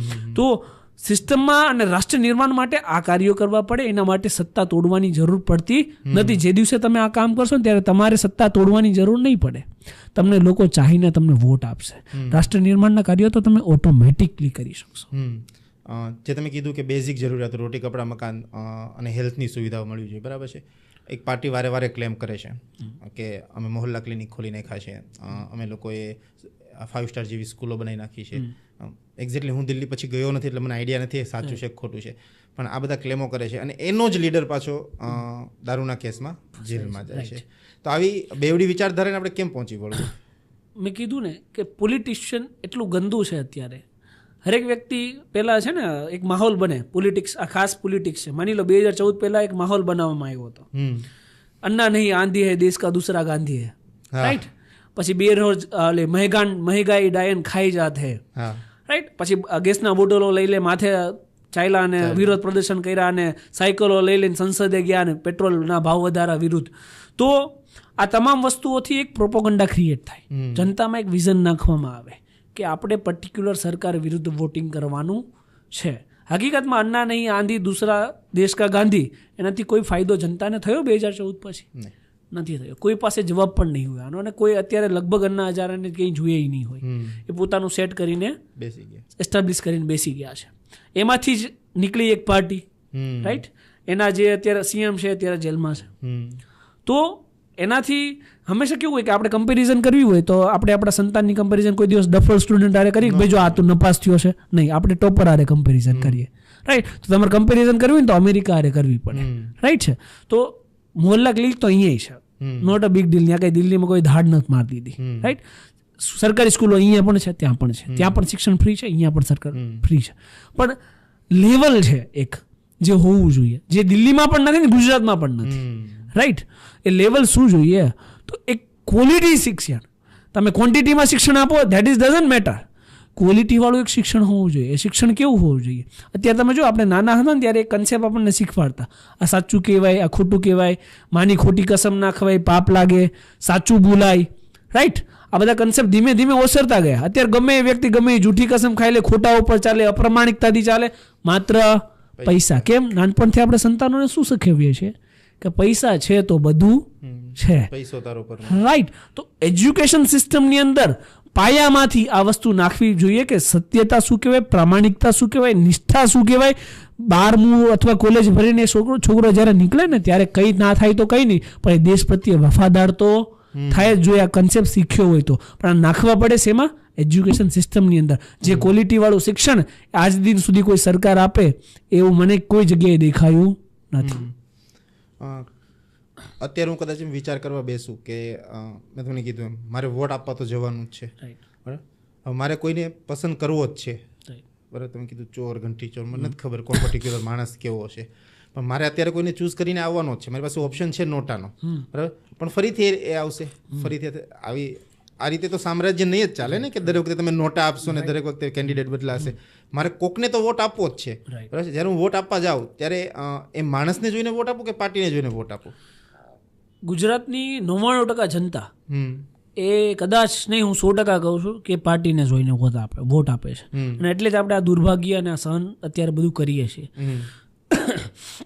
હંમેશા વ્યક્તિનું નામ વાંચી અને એ વ્યક્તિને પહેલાં તો કદાચ અત્યારે તમે જો સુરત એસેમ્બલીનું લિસ્ટ બહાર પડ્યું છે રાઈટ, લોકસભાનું, તો લિસ્ટ ખાલી તમે જોશો ને તો એમાંથી એકય વ્યક્તિને તમે ઓળખતા નહીં હોય પર્સનલી. એ હું 100%ની ખાતરી આપું છું. આ જેટલા દર્શકો જોવે ને એ પણ કદાચ એમનું નામ ખોલીને બાયોડેટા ચેક કરી લે એ નહીં ઓળખતા હોય, પણ વોટ નાખીને આવશે.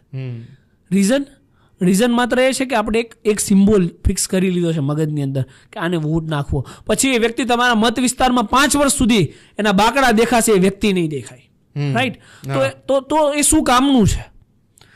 એ વ્યક્તિને છૂટવાનો શું મતલબ છે જો એ વ્યક્તિ પાસે તમે કામ નથી કરી શકતા? અત્યારે તમે જુઓ તો ગરીબોના મકાન તો કે ખજૂરભાઈ બનાવે, કોઈ રોડ ઉપર નિસહાય હોય તો એને પેલો પોપટભાઈ મદદ કરે. રાઈટ, કોઈ મજૂરને લગતી કોઈ ડીલિંગ હોય તો પેલા મહિપતસિંહભાઈ હેન્ડલ કરે છે. કાયદાકીય રીતે કોઈ ફાઇટ આપવાની હોય, બેઈમાનો સામે લડત આપવાની હોય તો હું એમાં કંઈ પણ નાની મોટી મદદ કરી રહ્યો છું. રાઈટ, તો જો બધું અમારે સામાજિક સેવકોને અને ક્રાંતિકારીઓને કરવાનું છે તો સરકાર શું કરવાને ડેકોરેશન માટે રાખી છે. રાઈટ, તો એ કામ સરકારનું છે. ચૂંટવા ટાઈમે તમે સરકારને સિમ્બોલ ઉપર ચૂંટી લો છો નહીં.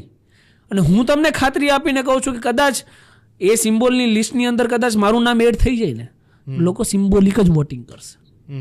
મહિપતસિંહ ચૂંટણી લડે જ છે, ચાલો વિધાનસભાની એ પહેલા લડ્યા જ હતા, હારી ગયા. કેમ? એને લોકોના કામ નથી કર્યા છે. પણ એક સિમ્બોલિક વોટિંગ કરવાની લોકોમાં ઢબ પડી ગઈ છે. એ ઢબ છૂટવી પડશે. એ ઢબ પડી છે એ પણ હું તમને કહી દઉં 2000 પહેલા. રાઈટ, જે ઓલ્ડ જનરેશન છે ને એમાં એક કન્સેપ્ટ થઈ ગયો છે કે આપણે અહીંયા જ વોટ આપવો. હું કોઈ પાર્ટીને ખરાબ નથી કહી રહ્યો સી, પણ વસ્તુ શું છે કે જે મત વિસ્તારના તમારા કામ કરે છે, એટલીસ્ટ એકવાર તમારું કંઈ કામ કર્યું છે ને એને વોટ આપો. કે કાલે ઉઠીને તમારે ખોટું થશે ને તો એનો ફોન તમે રાતે 2 વાગે કરશો ને તો કદાચ ઉપડશે ને તમને કંઈક સોલ્યુશન મળશે. પેલો ભાઈ તો ફોન એનો નંબર તમારી પાસે નહીં હોય, ફોન ક્યાંથી કરશો? થોડાક સમય પહેલા એક ઓડિયો વાયરલ થયો હતો તમારો ને એક કોક રોંગ સાઈડ ભાઈનો. રાઈટ, બરાબર. જ્યારે આમ કહેવાય ને કે કોન્ટ્રોવર્સી ક્રિએટ થાય ને ત્યારે વધુ લાઇમલાઇટમાં આવતા હોય. એ ભાઈ રોંગ સાઈડનું ઝુંબેશ ચલાવતા હતા, સારું ચલાવતા હશે, બરાબર. અને એટલી બધી કંઈ ફેમ મળતી નહોતી, પણ જ્યારે ભાઈ માર પડ્યો ને એટલે ભાઈ ફેમ મળી ગઈ. પછી એ એવી જગ્યાએ જવા માંડ્યા કે એની ટેરિટરીમાં પણ ન, કોઈની પ્રાઇવેટ પ્રોપર્ટી છે એવી જગ્યાએ જઈને ભડાસ કાઢવા માંડ્યા. બરાબર. આ વચ્ચે તમે એક શબ્દ યુઝ કર્યો તો ડમફાસ, મને બહુ ગમ્યો આ શબ્દ. પહેલી વાત તો બરાબર, એ પર્ટિક્યુલર પર્સન વિશે શું કહેવું છે? જો મારું કહેવું એવું છે કે આ દુનિયાની અંદર સૌથી ઇઝી વસ્તુ હોય ને તો એ છે નિર્બળ સામે બળનો પ્રયોગ કરવો. રાઈટ, જાહેર જનતા છે જે ઓલરેડી કંઈ બોલી નથી શકતી એની સામે તમે તમારી બળ અને તમારી ડંફાસ ઠોકો છો, એનો મતલબ એવો છે કે તમે પણ નિર્બળ છો. માની લો રોંગ સાઈડનો એક મુદ્દો છે, હું ના નથી પાડતો, ખોટું જ છે, કાયદાની વિરુદ્ધ છે, પણ માની લો કે અહીંયા રોંગ સાઈડમાં ચાલવાવાળો વ્યક્તિ છે એને યુએસએ મોકલી દો, એને દુબઈ મોકલી, દુબઈ છોડ દો, ચાલો મુંબઈ મોકલી દો, એ કાયદાનો ભંગ કરશે? નહીં કરે. કેમ કે ત્યાંની સિસ્ટમ એટલી સ્ટ્રોંગ છે. દુબઈમાં તમે રોંગ સાઈડમાં ગાડી ચલાવો 3 મહિનાનો પગાર ગયો તમારો. ગાડી તો દૂરની વાત છે, ચલાય પણ નહીં. હા, ડ્રાઇવિંગ લાયસન્સ સસ્પેન્ડ થઈ જશે એનું. તો કાયદો અને સિસ્ટમ વ્યવસ્થા જ્યારે મજબૂત હોય ને ત્યારે કોઈ પણ વ્યક્તિ એટલું સાહસ કરી જ ના શકે. આપણા ગુજરાતમાં એક કન્સેપ્ટ છે સોટી વાગે સમસમ વિદ્યા આવે રમજો. રાઈટ, તો એ વિદ્યા ત્યારે જ આવશે જ્યારે સિસ્ટમ સ્ટ્રોંગ હશે. માની લો ચાલો એ ભાઈએ સારું કામ કર્યું છે, બધી જગ્યાએ વિડીયો ઉતાર્યા, તો શું બીજા દિવસે ત્યાં પોલીસ કોન્સ્ટેબલ હાજર હતો સ્થળ ઉપર કે વ્યક્તિ રોંગ સાઈડ ઉપર ના જાય? ટીઆરબી શું 7 વાગે હાજર થઈ જાય છે ડ્યુટી ઉપર કે ભાઈ રત્ન કલાકારો બિચારા કામ ધંધે જાય છે તો એ સમયસર એમના કામના સ્થળે પહોંચી જાય તો 7 વાગે ટીઆરબી ડ્યુટી ઉપર આવી જવા જોઈએ? સિસ્ટમ એ વ્યવસ્થા કરે છે? નથી કરતી. સિસ્ટમ પોતાના હાલ ઉપર છોડી દઈ છે પ્રજાને કે તમે તમારી રીતે ભોગવી ખાઓ. રાઈટ, એક ઝુંડની જેમ લોકો જાય, પછી રોંગ સાઈડમાં ચલાવે, ટ્રાફિક કરે, ગમે તે કરે, સિસ્ટમને પોસાય છે. પોતાની વોટ બેંક કોઈ લોકો તોડવા માંગતા નથી. રાઈટ, એટલે બધું ચાલવા દે છે. તો તમારામાં હિંમત હોય તો અવાજ ક્યાં ઉઠાવવાનો હોય? સિસ્ટમ સામે આંખમાં આંખ નાખીને, નહીં કે નિર્બળ સામે, નહીં કે રાહદારી સામે. સિસ્ટમને જણાવો કે સિગ્નલ વાઇઝ ચાલુ રહેવા જોઈએ, કોઈ સિગ્નલ તોડે તો એનો મેમો ઘરે પહોંચી જવો જોઈએ. થશે એટલે ઓટોમેટિક લોકો રોંગ સાઈડમાં બંધ થઈ જશે. પણ એ સિસ્ટમ સામે અવાજ ઉઠાવવો પડે, ના કે નિર્બળ સામે. લોકો તમને જોતા હોય, તમારી પાસે પ્રેરણા લેતા હોય છે, બરાબર છે, ત્યારે તમારી એક જવાબદારીમાં આવે કે તમે સભાન થઈને વાત, ખૂબ જ સભાનતાથી વાત કરો. તમે ગાડીવાળા સાથે માથાકૂટ કરતા હતા, ઠીક હતું. બસવાળા સાથે માથાકૂટ કરતા હતા, ઠીક હતું. તમે કાયદાનો જે પાઠ પઢાયો હતો, બરાબર છે, એમ્બ્યુલન્સવાળા સાથે જઈને માથાકૂટ કરી, બરાબર. આનાથી એક રોંગ મેસેજ જાય ખરો કે સમાજની અંદર કે ભાઈ જે સિચ્યુએશન ક્રિએટ થઈ હતી બરાબર, જે વ્યક્તિ સાથે માથાકૂટ કરવાની જરૂર જ નથી ત્યાં જઈને તમે માથાકૂટ કરો બરાબર, અને પછી ગમે એવું મજા આવે એવું બોલો, તો આ વ્યક્તિને શોભા દે ખરું? જી, શોભા એને દે જેની કોઈ શોભા હોય, પહેલી વાત, રાઈટ. તો બીજી વસ્તુ શું છે કે એમ્બ્યુલન્સ વાળો જ્યારે એમને વિડીયો ઉતાર્યો ત્યારે જ લોકોમાં રોંગ મેસેજ ના જાય, એટલે આપણે કાઉન્ટર વિડીયો આપ્યો હતો કે એમ્બ્યુલન્સને રાહ રોકવી જોઈએ. તો જે વ્યક્તિ સમજદાર હોય ને એમાંથી શીખ લે, અને જેનામાં બુદ્ધિ જેવી ક્ષમતા નથી એનો વિરોધ કરે, રાઈટ. જ્યારે એ વ્યક્તિને જરૂર પડી છે ત્યારે કદાચ મેં એમને મદદ કરી હશે. જ્યારે એમની વખત પેલી ઉપર હુમલો થયો ત્યારે પોલીસ સ્ટેશનમાં મેં એમને મદદ કરેલી હતી. જોકે આપણે જતાવતા નથી, એ તો ઠીક છે, સામાજિક વ્યક્તિ શું તો હર કોઈને મદદ કરવી એ મારી ફરજ છે. પણ વસ્તુ શું છે કે એમાં શીખ લઈ અને એ મુદ્દાને ડ્રોપ કરવો જોઈએ નહીં, કે પછી કદાચ એવા 2-3 વિડીયો મને લોકોએ લિંક ફોરવર્ડ કરી છે કે જેમાં એમ કહે છે કે વકીલે છૂટ આપી છે રોંગ સાઈડમાં જવાની, એવા એ શબ્દોનો પ્રયોગ કરે છે. તો એ વસ્તુ ગેરવ્યાજબી છે. બીજી વસ્તુ એ છે કે તમારી પાસે અન્ય કોઈ જવાબદારી નથી, પારિવારિક જવાબદારી નથી કે અન્ય બીજી કોઈ જવાબદારી નથી, તો તમે માત્ર ને માત્ર જે લોકો પારિવારિક છે, જે સમાજમાં ચાલે છે, એમને ગમે તેવા શબ્દોનો પ્રયોગ કરો છો. તમે વરાછા વાપરો કે રોકેટ શબ્દ વાપરો કે કાઠિયાવાડ શબ્દ વાપરો, એમાં તો મેહુલ બોગરાઈ બિલોંગ કરે છે, તો શું મેહુલ બોગરા રોંગ સાઈડમાં ગાડી ચલાવે છે? નહીં, ક્યારેય નહીં. આપણે કાયદા કાનૂનને સન્માન કરીએ છીએ, તો તમે ક્યારેય જનરલ ટર્મ ના વાપરી શકો કોઈ એક સ્પેસિફાઈડ વ્યક્તિ માટે, પહેલી વાત. અને તમે જ્યારે સામાજિક આગેવાનનો ઠેકો લીધો હોય ને ત્યારે વ્યક્તિઓ તમારી પાસેથી પ્રેરણા લેતા હોય ત્યારે તમારે એ વિચારવું જોઈએ, સમજવું જોઈએ, જવાબદારી સ્વીકારવી જોઈએ કે હું એવું કંઈ જ ના કરું જેનાથી યુવાધન ગેરમાર્ગે દોરાય, રાઈટ. તો એવા કાર્યો ના કરવા જોઈએ. કદાચ તમારા પોડકાસ્ટથી હું એક વિનંતી અથવા એક રિક્વેસ્ટ કરું છું, હું ક્યારેય કોઈને ધમકાવતો નથી કે ભાઈ આ વસ્તુઓ તમારે ના કરવી જોઈએ જેનાથી યુવાધન ગેરમાર્ગે દોરાય. તમારું કામ 100% વ્યાજબી છે, પણ એકવાર તમે સિસ્ટમમાં અવાજ ઉઠાવીને જુઓ એટલે તમને રિયલ વાસ્તવિકતા ખબર પડી જશે કે ગ્રાઉન્ડ લેવલે શું થાય છે. ધીરે ધીરે સે મેરી જિંદગી મેં આના ગીત ગાઉં, તમને શું યાદ આવે?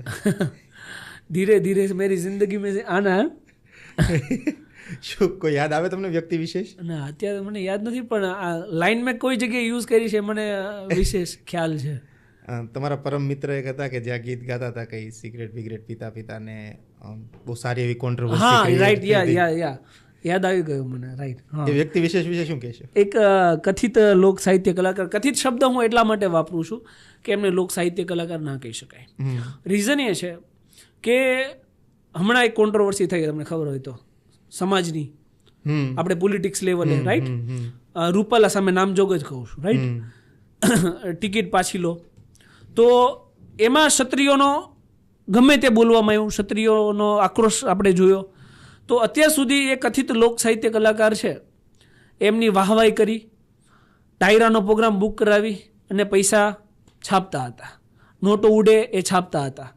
અત્યારે જ્યારે એ સમાજ ઉપર કોઈ આંગળી ચીંધી ત્યારે આ ડાયરા કલાકારમાંથી કોઈ એક પણ જે એમના નામ ઉપર પૈસા કમાયો છે એ બોલ્યો નહીં બોલ્યો.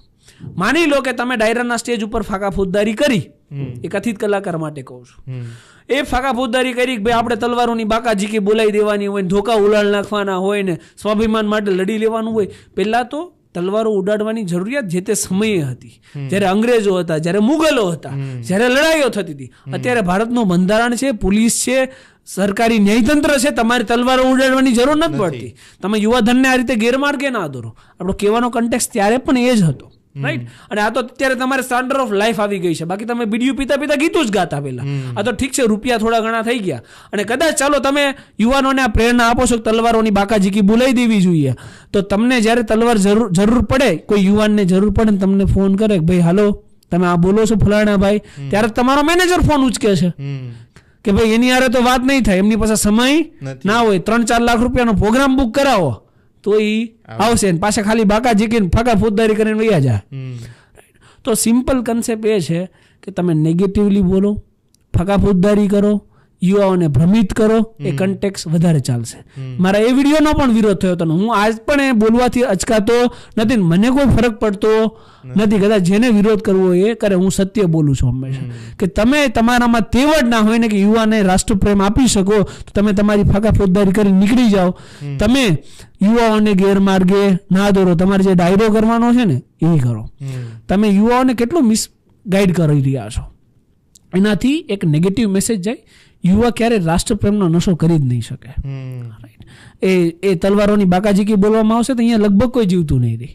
રાઈટ. તો કાયદા કાનૂન મુજબ ચાલવું જોઈએ, નહીં કે મજા આવે એ રીતે. એકવાર કોઈ માણસ ભૂલ કરે ને અને પછી માફી માગે ને તો યોગ્ય લાગે કે ચાલો માણસે મોટાઈ દેખાડી કે માફી માગી લીધી. વારે વારે સેમ રિપીટેડલી કઈ નવી ભૂલ કરતી જવાની અને માફી માગતી જવાની કેટલું યોગ્ય? This is a strategy of negative fame. Right. એક કોન્સેપ્ટ ચાલે છે માર્કેટની અંદર. આ કથિત જે કલાકાર છે એની જ વાત કરું છું કે તમે કોઈ પણ સમાજ વિશે ખરાબ બોલો, પછી એ જ સમાજની માફી માંગી લો, પછી ફરી પાછું ખરાબ બોલો, ફરી માફી માંગી લો. એનાથી શું થાય કે જ્યારે તમે ખરાબ બોલ્યા એ વિડીયો વાયરલ થયો, તમે નેગેટિવ ફેમ હાસિલ કરી, પછી તમે માફી માંગો, વિક્ટિમ કાર્ડ રમો, ભૂલ સ્વીકારો, એટલે તમારી પાસે પોઝિટિવ ફેમ જાય. એટલે નેગેટિવ ફેમ કરી અને પોઝિટિવ ફેમ લેવીને આ એક પેટર્ન થઈ ગઈ છે. બરાબર. અને ગુજરાતીમાં આપણે એને નકટા કહેવાય.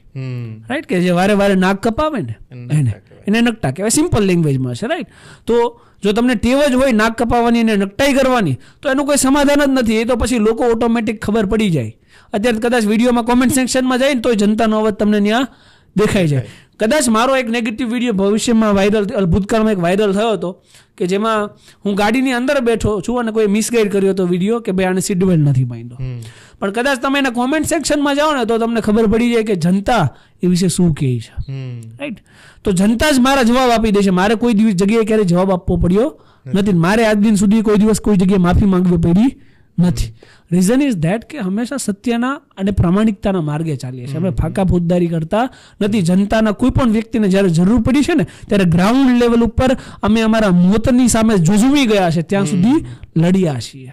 ખાલી ફાંકા ફોજદારી કરતા નથી. ફાંકા ફોજદારી કરીને BM, ઓડી, મર્સિડીઝને એ લઈ આવીને અમારા ઘરના બંગલા બનાવતા નથી. જનતા સાથે ઉભા રહીએ છીએ. મને કેસ હજુ યાદ છે, હું ત્યાં પ્રેઝન્ટ હતો. કોઈ મોટા નેતા આવવાના હતા સુરતમાં, અને યાદ છે બેઝમેન્ટનું પાર્કિંગ આ સાઈડ હતું ફ્રન્ટમાં, એટલે ગાડી તો જવાની નથી. ઓબ્વિયસ વાત છે. આપણે કોઈ આવે તો આપણે આપણી ઓફિસ તો બંધ ન જ કરી દઈએ ને, આપણે ધંધો ચાલુ જ રાખીએ. તમે ત્યાં બેરિકેડ્સ કઢાવ્યા હતા. બરાબર. આ જગ્યાએ બીજો કોઈ બેરિકેડ્સ કઢાવવા માટે ગયો હોત ને તમે સીધા જેલમાં હોતે. બરાબર. આ લેવલે કાયદાનું જ્ઞાન મેળવવું હોય કે માણસને એક રૂટીન લાઈફની અંદર જિંદગી જીવવા માટે કેટલા કાયદાઓની જરૂર પડે, તો એને કેટલું જાણવું પડે, કેટલું સમજવું જોઈએ. કાયદાની વાત કરી છે ને એટલે શું કહું છું કે જુલાઈમાંથી લગભગ નવા કાયદાઓ આવી જશે. IPC, CRPC, evidence act stuck down થઈ જાય છે. રાઈટ. તો અત્યારે એ કાયદા વાંચવાની સલાહ આપવી યોગ્ય નથી. પણ હું એ કન્ટેક્સમાં વિડીયો બનાવવાનો છું કે ભાઈ પેલા કાયદો શું હતો, અત્યારે કાયદો શું છે, જેનાથી લોકોને વકીલાત અથવા વકીલ હાયર કરવાની જરૂર પડે નહીં. હું ખુદ મારા ધંધા ઉપર પાટું મારીશ. રીઝન કે હરેક વ્યક્તિ કાયદાના બેઝિક નોલેજ ધરાવતો હોવો જોઈએ. જો એ કાયદો જાણતો હશે ને તો એક દિવસ સિસ્ટમના આંખ નાખી અને પ્રશ્ન પૂછી શકશે કે ભાઈ મારો આ અધિકાર છે. એ કોઈ નેતાના આંખમાં આંખ નાખીને પ્રશ્ન પૂછી શકશે. હું ભારત દેશનો નાગરિક છું. હું વોટ આપું છું ત્યારે એ કોઈ વ્યક્તિ નેતા બને છે. રાઈટ. બન્યો ક્યારે? મેં વોટ આપ્યો ત્યારે. તો ક્ષમતા વધારે કોની? મારી કે એ નેતાની? મારી. રાઈટ. તો જનરલી તમે જોશો ને તો વોટ માંગવા ટાઈમે નેતાઓ આ રીતે આવે કે ભાઈ મત આપી દેજો. રાઈટ. પણ જેવું ઇલેક્શન પતી જાય, એ વ્યક્તિ સત્તામાં આવી જાય, અને મેં આ જોયું છે મારે આંખોથી. એ કાર્યક્રમની અંદર પહેલાં તો હું છે ને જનરલી કાર્યક્રમમાં જતો જ નથી જેમાં પોલિટિશિયન હોય, કારણ કે ફાંકા ફોજદારી સાંભળવામાં પણ રસ જ નથી. રાઈટ. એટલે વળી એક કાર્યક્રમમાં ગયો વળી કે ભાઈ ચાલો આ સારા વ્યક્તિ છે તો જઈએ એમ. તો લોકો આ રીતે જાય, આવો આવો આવો. તો જે વ્યક્તિ હાથ જોડીને તમારી પાસે મત માંગવા આવ્યો એને તમે હાથ જોડીને બેસાડી રહ્યા છો, તો એ તો તમારી ભૂલ છે, તમારી ચૂક છે. તમારે એમની પાસે કામ કઢાવવાના છે, તમારી એની આગળ હાથ નથી જોડવાના. અને મને તો આ પોલિટિક્સથી દૂર રહેવાનું મુખ્ય કારણ એ છે કે આ મેહુલ બોગરાને ક્યારેય નથી જોતો. રહેવું છે ભાડાના મકાનમાં, એક દિવસ બધું છોડીને જતું રહેવું છે. રાઈટ. તો આ અભિમાન જો આવતું હોય ને તો આપણે પોલિટિક્સ નથી કરવું ક્યારેય. એક વ્યક્તિ જ્યારે મારી ઉપર સરથાણામાં હુમલો થયો તો પોતાની ટિકિટ કન્ફર્મ કરવા માટે હોસ્પિટલ આવે છે, 3-4 વાર આવે છે, ઘરે આવે છે, 3-4 વાર આવે છે, ખબર અંતર પૂછે છે, કેમ કે પોતાની ટિકિટ કન્ફર્મ થઈ જાય. વ્યક્તિની કન્ફર્મ ટિકિટ થઈ જાય છે, જીતી જાય છે, મંત્રી બની જાય છે. રાઈટ. પછી કાર્યક્રમની અંદર અમે ભેગા થઈએ છીએ. જોજો.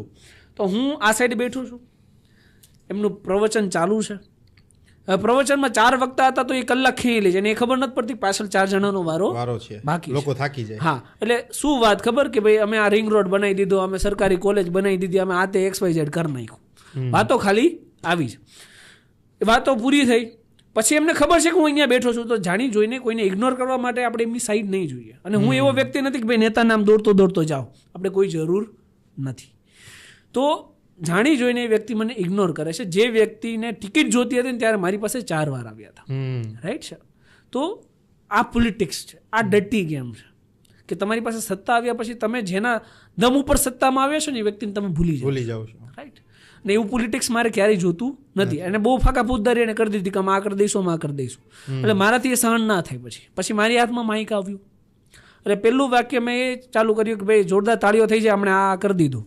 પણ જે કંઈ કરી દીધું ને આપણે ટેક્સના પૈસામાંથી કરી દીધું, કોઈ ગજવામાં પૈસા નાખ્યા નથી. એટલે એ ભાઈ ત્યાંથી નીકળી ગયા. એટલે એનું મુખ્ય કારણ જે છે કે આપણે ક્યારેય પોલિટિશિયનમાં હાજરી આપતા નથી, કારણ કે આપણાથી સહન ના થાય. કહીએ તો ખોટું લાગી જાય, ખોટો કોઈકનો કાર્યક્રમ બગડી જાય, એટલે આપણે જવાનું જ નહીં. એટલે બહુ ખરાબ પોલિટિક્સ છે. બોલાઈ જાય કન્ફર્મ છે, ના સહન થાય ને. કારણ કે કીધું ને કે પહેલાથી આ મેં માના કોઠામાંથી ભણીને આવે છે, સત્ય, પ્રમાણિકતા. તો ખોટું શું કરવા સહન કરવાનું? એ 3 મૂક્યા છે, કંઈ સાંભળતા નથી, જોતા નથી ને બોલતા નથી. પણ આપણે 3 કન્સેપ્ટ ઊંધો છે, જોવાનું, બોલવાનું, સાંભળવાનું. એવું નહીં કે ભાઈ આપણું ખુદનું હેક્યા કરવાનું. હું ક્રિટિસાઇઝ પહેલા લઉં છું કે મારા વિરુદ્ધમાં ઘણા લોકો બોલે છે તો હું એ પણ સહન કરું છું. અને એ ક્રિટિસાઇઝ નહીં કરે તો ખબર કેમ પડશે કે સતી શું છે? અત્યારે એક વસ્તુ છે, એ પોલિટિક્સ મને નથી ગમતું કે ભાઈ કોઈ વ્યક્તિ અવાજ ઉઠાવે છે તો પકડીને જેલમાં નાખ દો. બોલેરો આવી જ ગઈ હોય લેવા માટે, તમે કદાચ બ્લેક ફ્લેગ હોસ્ટ કરશો તોય બોલેરો આવીને લઈને વયું જાય. સમજાતું નથી કે ભારત દેશ લોકતાંત્રિક દેશ છે. તમે વિરોધ કરવાનો એટલીસ્ટ તમારો અધિકાર છે. અને જો તમારો કોઈ વિરોધ જ નહીં કરે તમને ખબર કેમ પડશે કે અમે ખોટું કરી રહ્યા છો? તો ઠીક છે, આ રીતે ચાલે છે દેશ. તો આપણે ચાલવા તો નહીં દઈએ, સુધારો લાવીને રહીશું. એટલો કોન્ફિડન્સ તમે આપી શકો કોઈને કે એ સાચા રસ્તા ઉપર છે, બરાબર, સિસ્ટમની સામે લડાઈ કરે છે, પણ કાયદાનું જ્ઞાન નથી, હાલતા ચાલતા પકડીને જતા રહે. એ માણસ સાચો છે, કાયદાકીય રીતે સાચો છે, બધું જ નોલેજ છે, એની સાથે ઊભા રહેશો તમે? 100%. અને હંમેશા ઊભા રહીએ છીએ, આજે નહીં, ભવિષ્યમાં ક્યારેય પણ. જ્યારે કોઈ વ્યક્તિ સિસ્ટમ સામે લડતો હશે ને ત્યારે હંમેશા મેહુલ બોગરા એની સાથે હશે. ને પોડકાસ્ટ માટે કહેવાની વાત નથી, લોકો મને જાણે છે ને લોકો મારી પાસે આવે છે. I am always available for everyone. મારા ઓફિસના દરવાજા ખુલ્લા જ હોય છે અને ત્યાં કોઈ આપણે ધક્કો મારીને કોઈ નથી આવતું, એ તમને કહી દો. આપણે લોકોને ઇન્વાઇટ કરીએ છીએ કે તમે આવો અમારી પાસે, અમે બેઠા છીએ, પણ એટલીસ્ટ તમે રાષ્ટ્ર માટે કંઈક કરો. થોડુંક શરૂઆત કરો. અને એ ખાતરી આપું છું, જાજુ નથી કરો. હું એમ નથી કહેતો કે કોલર પકડીને બધાને મારવા માંડો, નહીં, એ ક્યારેય શક્ય નથી. હું એક નાનું ઉદાહરણ આપું છું. RTI કરવામાં 20 રૂપિયાનો ખર્ચો થાય, રાઈટ? તમે તમારા ગામનું જે બી નાનું એવું ગામ છે એમાં એક 20 રૂપિયાની RTI લખો, સરપંચને મોકલી દો કે ભાઈ આ વર્ષે અમારા ગામમાં કઈ ગ્રાન્ટ આવી અને એનો કેટલો ઉપયોગ થયો, કેટલા રૂપિયા બચ્યા છે અને કેટલા રૂપિયા હજી વાપરવાના બાકી છે. RTI જમા કરાવી દો. આવી 3 RTI વર્ષમાં કરી દો. હું તમને ખાતરી આપું છું કે દિવાળી ઉપર તમે જ્યારે ગામડે જશો ને, દર્શકોમાંથી કોઈ પણ જશે, સરપંચ એના ઘરે જમવાનું ગોઠવશે કે ભાઈ તારે તમારા ઘરે જ જમવાનું છે, ખોટી પિન નહીં મળતો. તો થિંગ ઇઝ ધેટ કે એટલો પાવર છે અને એમાં તમને કોઈ જેલમાં નથી નાખી દેવાનું, પણ એટલીસ્ટ શરૂઆત તો કરો. ઓટોમેટિક તમને ખબર આવશે, પાવર ઓટોમેટિક આવશે. શરૂઆત તો અમે કરી હશે ને કોઈ જગ્યાએથી, પાવર પછી ઓટોમેટિક આવે. તમારી જે 1.5 મિલિયન આસપાસની ફેમિલી છે, જે સોશિયલ મીડિયાની ફેમિલી છે, અને બાકી ફેમિલી તો બધા જ છે, જેને જેવી જરૂર પડે એવી જગ્યાએ આવશે જ તે. આટલો મોટી સંખ્યામાં પ્રતિસાદ તમને મળ્યો લોકોનો, બરાબર, કેવું ફીલ થાય કે 2 વર્ષ પહેલાં આપણે આમ બેઝિક માણસ હોઈએ, ભલે આપણે કામ કરતા હોઈએ, પણ ફેમ દરેક માણસની લાઈફમાં જ્યારે આવે છે ત્યારે થોડુંક આમ પ્રાઉડ પોતાને પર તો ફીલ થાય જ. તો કેવું લાગે તમને ફીલ? એક પ્રાઉડ ફીલ કરવું અને એક અભિમાની ફીલ કરવું, આમાં ફરક છે. હજુ હું એક સવારે હતો એક ઇનોગ્રેશનમાં. પહેલી વાત તો હું ઇનોગ્રેશનમાં જતો નથી, જનતા ગેરમાર્ગે ના દોરાય, પણ એક અંગત ઇનોગ્રેશન હતું. કારણ કે મને રીબીનો કાપવાવાળા નેતા નથી પસંદ, તો હું ખુદ રીબીનો ક્યારેય કાપવાનો નથી. કારણ કે મને તો એ નથી સમજાતું, આ તો વાઇટ થોડીક ડાયવર્ટ થશે કે એટલો સમય ક્યાંથી મળે? જેને આખું રાજ્ય સંભાળવાનું છે એ સવારમાં ઉઠીને રીબીનો કાપવા નીકળી જાય. આપણી પાસે પણ સમય નથી, તો ક્યાંથી મળી જાય છે? એટલે ટૂંકમાં હું ઇનોગ્રેશનમાં ગયો અને ત્યાં એક ભાઈ મને નીચે મળ્યા બેઝમેન્ટમાં, જે સફાઈ કર્મચારી હતા. એટલે એમણે મને કીધું કે મેહુલભાઈ તમે બહુ સારું કામ કરો છો. એટલે મને ખબર નહોતી એ સફાઈ કર્મચારી છે. એટલે હું એમને હાથ મિલાવવા હાથ આગળ કર્યો તો એમણે મને એવું કીધું કે હું સફાઈ કર્મચારી છું. એટલે પછી હું સીધો ગળે મળ્યો એમ, ભાઈ તમે સફાઈ કર્મચારી તો શું છો? We all are human being, આપણે માણસ છીએ સર્વ પહેલાં તો, રાઈટ. પછી એમને મારી યારે ફોટો પડાવો હતો તો હી ઇઝ લાઈક ધીસ કે આમ હાથ જોડીને, જે વસ્તુથી મને અત્યંત નફરત છે. મેં કીધું તમે હાથ ના જોડો, તમે સામાન્ય રીતે મારી યારે જેમ મને ચાહો છો એ રીતે ઊભા રહો. મને હાથ જોડવાની કોઈ, હું ભગવાન નથી, મારે ભગવાન બનવું નથી, અમે રાષ્ટ્ર માટે કામ કરવું છે, ઠાકોરજી નથી થવું, રાઈટ.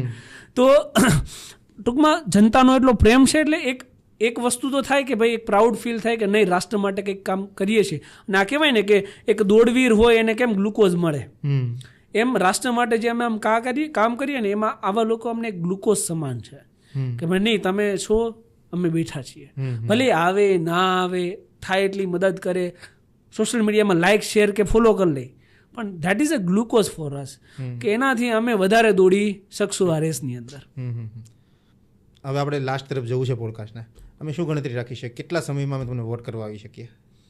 ઘણો બધો સમય લાગી શકે. તો પણ અંદાજે ઘણો બધો. હા, કંઈ પાક્કો ટાઈમ નહીં કહો? ફિક્સ ટાઈમ એટલા માટે નથી કહેતો કે મેં કીધું એમ હું રાહ જોઉં છું કે લોકો જ્યારે પાર્ટી પોલિટિક્સમાંથી બહાર નીકળશે ત્યારે ચોક્કસથી તમારે મને વોટ આપવા આવવાનો. એ તો મને અઘરું લાગે છે પાર્ટી પોલિટિક્સમાંથી. તો પછી સમય પણ અઘરો. ઠીક છે, સમય જતાં જોશું કેટલા સુધારાઓ આવે છે. હમણાં રિસન્ટમાં જ આવનારા સમયમાં થોડા સમયમાં નવા ઇલેક્શન થાય છે, નવા ઇલેક્શન પછી નવી સરકાર બનશે, શું નવા ચેન્જીસ લાવે છે જોઈએ છે. તમે તો બહુ વેટ કરીને બેઠા હશો કે નવા કાયદાઓ, તમે કીધું આખું ચેન્જ થાય છે, આઈપીસી CRPC બધું ચેન્જ વેટ કરીને બેઠા હશો. But thank you so much the CM શોમાં આવવા માટે અને આટલી પ્રોડક્ટિવ વાત કરી અને અમને ખૂબ મજા આવી તમારી વાત સાંભળીને. બધા થિંગ ઇઝ કે તમે જે ઇનિશિયેટિવ લઈને જવા માગો છો, અમે સ્ટ્રોંગલી એવું બિલીવ કરીએ છીએ કે તમે ઇનિશિયેટિવ લેવ, લોકોને કાયદો સમજાવો, રેગ્યુલર લાઈફની અંદર કેવી રીતે જિંદગીમાં તમને કાયદો કામ લાગી શકે છે, ક્યાં ડરવાની જરૂર છે અને ક્યાં ડરવાની જરૂર નથી. Thank you so much the coming on the CM show. Thank you Maheshbhai.